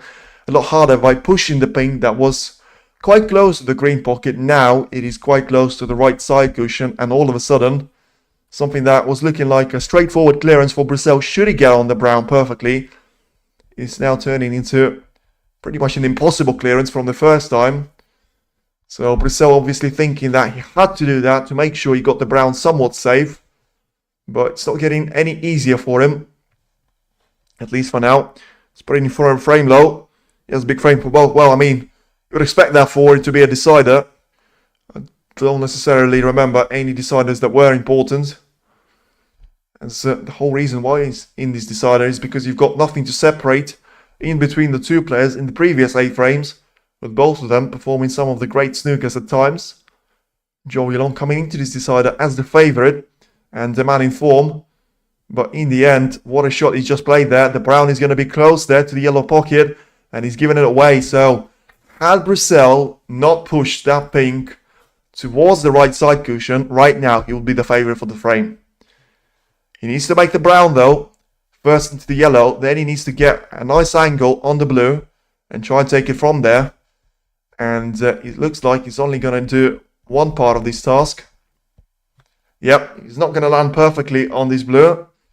So now it's a blue ball game all of a sudden, unless he can try and take it on into the green pocket and make it all about the pink. I think he probably will take this on, probably has to, with not necessarily worrying about the position on the pink. I say he has to, I mean he probably rattled that 100-mile-an-hour pace. And wow, it's a pink ball game now. I'm going to say that about every single one of them until we run out. But can you try and force this pink now along the cushion into the right corner? It's the question that I want the answer for. I mean, surely he's not going to play this one. I mean, I say that in a joking way, but with the way that I see a look at his face, he is probably considering, in the end, no. No is the answer, so just a safety shot. Right thing, right decision. And not perfect on the cue ball, though. So, I mean, is it actually going to be a black ball game? Kevin said that when we had about 12 reds on the table. I mean, it all comes down to the pink now. Brecel will need both of these colours. Yuelong only needs one of them. And he will be in the semi-final. For now, he needs a good shot on the pink here. He got it. The cue ball is going to travel all the way up towards the black cushion there. With a very, very straight angle there on this pink. So probably push it down the table. Send the cue ball underneath the yellow spot and try and make sure the pink will be as close to the black ball cushion as he can.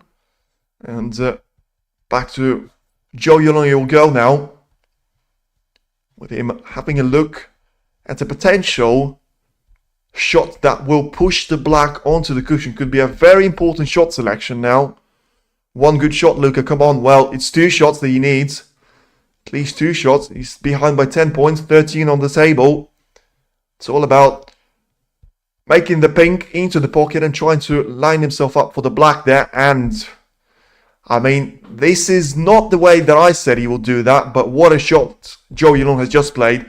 I said he wants to put the black on the cushion. Instead, he has put the pink on the cushion, and he has probably put the entire length of the table in between this pink and this cue ball. It's been 3 hours of actual match playing time. It's been almost 4 hours since the actual match has started. And Luca Brecel has got an absolute mountain for him to climb. If he wants to at least have one more shot after this, I mean, he'll do well to do that. How on earth is he going to get away from this shot? Just hit and hope for a double bounce? There's no way he's gone for the shot into the yellow pocket. He's missed it and he's left the pink over the yellow pocket. So it is now frame and match ball for Yuelong. The pink under all sorts of pressure into the yellow pocket, very close to it. Is it going to be Zhou? Is it going to be Luca? And it is going to be Yuelong to finally take it away from Luca Brecel in a brilliant fashion and brilliant style. We are going to do the match overview, but what a match it was been. Fair play to Luca Brecel. He has managed to play his part in this match, but in the end, only one man could be the winner, and it is going to be Yuelong to be the first semi-finalist of this season's English Open. What a start to the Home Nation Series it has been for him. And now, without further ado, let's go back to the overview. Thank you very much for joining. We've got almost 300 people watching. As I say, feel free to stick around for the match overview as we take it frame by frame. But what a comeback it has been. Being 3-1 down, being 4-2 down. Brecel basically having 3 chances to close off the frame and the match there. In the end, Yuelong performing all sorts of pressure on himself.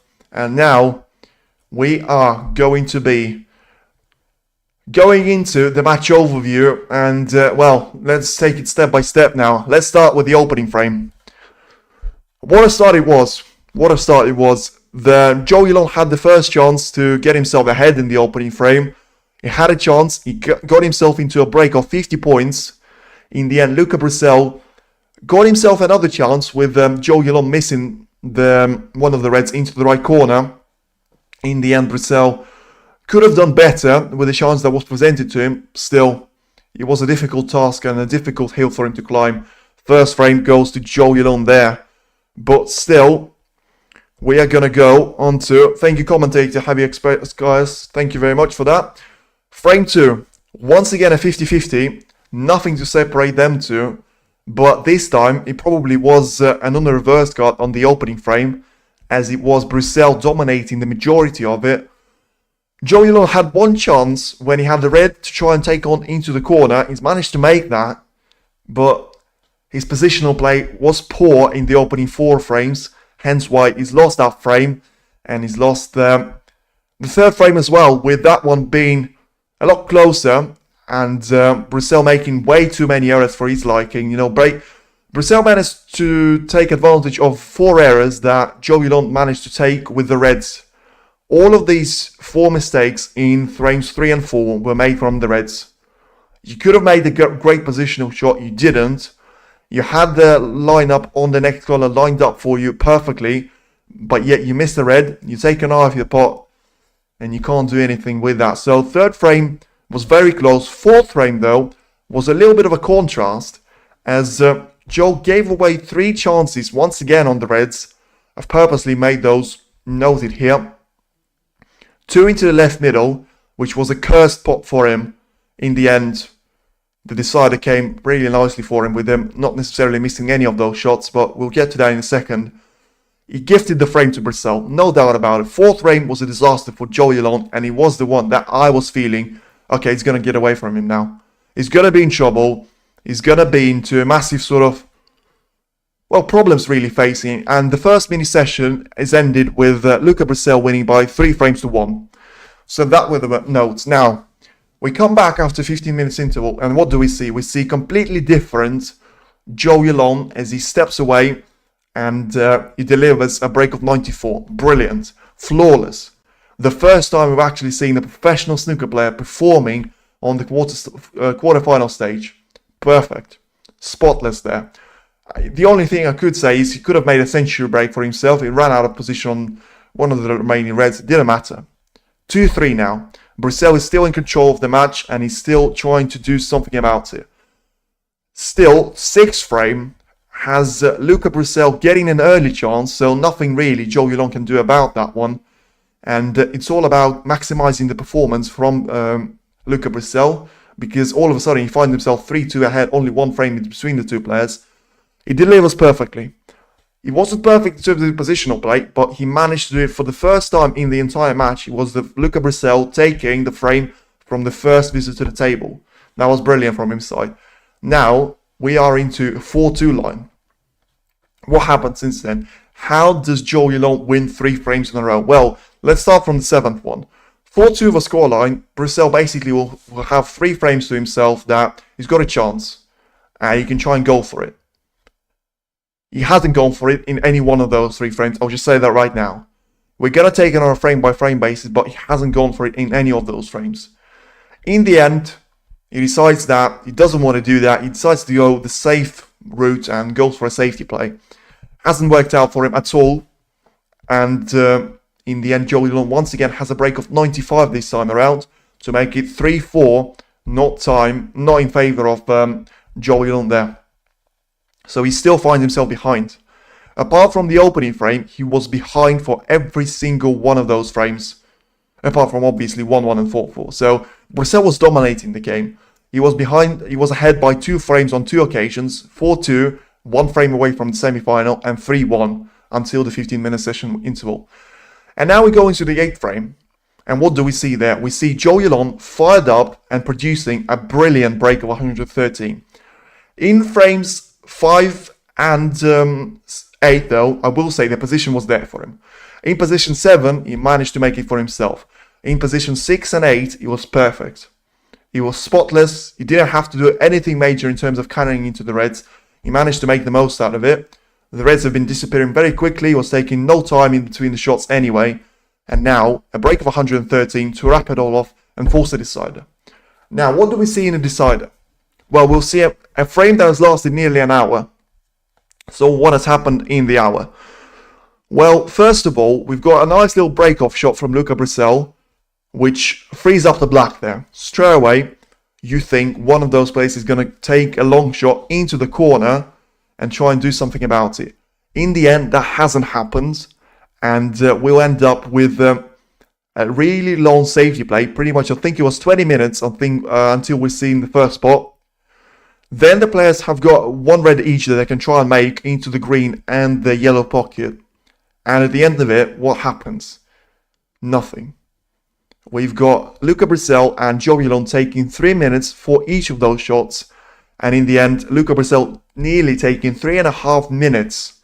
That is more than 200 seconds he took on a shot. In the end, he just thinks, you know what, I don't care. If I lose it the way I do, it's fine. I'm not going to be here till tomorrow. He goes for the red into the green pocket, which he probably isn't going to make because of green covering part of this pocket. But he's been far enough away from the pocket so that he can't really use the green to hammer the red ball in. In the end, what happens? Zhou Yuelong goes for a break of 37, puts himself comfortably ahead of Luca Brecel, but hasn't managed to make it a break that would have basically won him the entire match here. So he has a break of 37 points, he misses a red into the yellow corner, and he gives away a chance to Brecel. Luca, in his defense, produces a break of 52 points, and in the end, not 52, 27 points, I don't know why I was saying 52. So 27 points, and he's now 10 points behind Zhou Yuelong, with 2 reds on the table. 2 reds on the table that Zhou Yuelong manages to clear in brilliant fashion to set himself up for a potential frame ball. He basically has yellow and a green to be over the line of a frame ball there. And he misses the yellow. He gives it away to Brecel. Brecel manages to make it, and then we have another safety battle on the green. The green safety battle has lasted a long time, but in the end it is Zhou Yuelong that makes it, but it doesn't really matter because neither of them could have got anyway close to the brown there. He had a chance there to put the green into the yellow pocket and get himself onto a brown, but in the end the cue ball cannoned into the brown, pushed it onto the cushion, and Zhou Yuelong had no access to the brown. Basically, he had to play almost a snooker escape shot.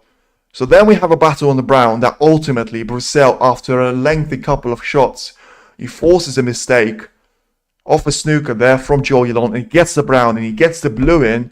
But a couple of shots prior to that, he did have to go for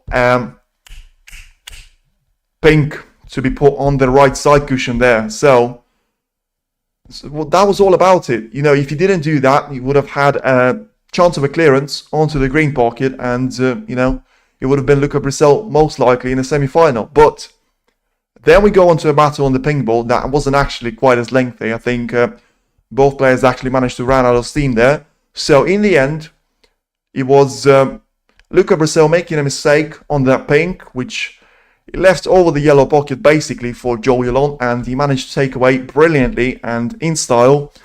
So there you go. There's your match overview. In the end, in terms of performance, first part of the session it was Brecel dominating, and the second one it probably was a flawless performance from Zhou Yuelong.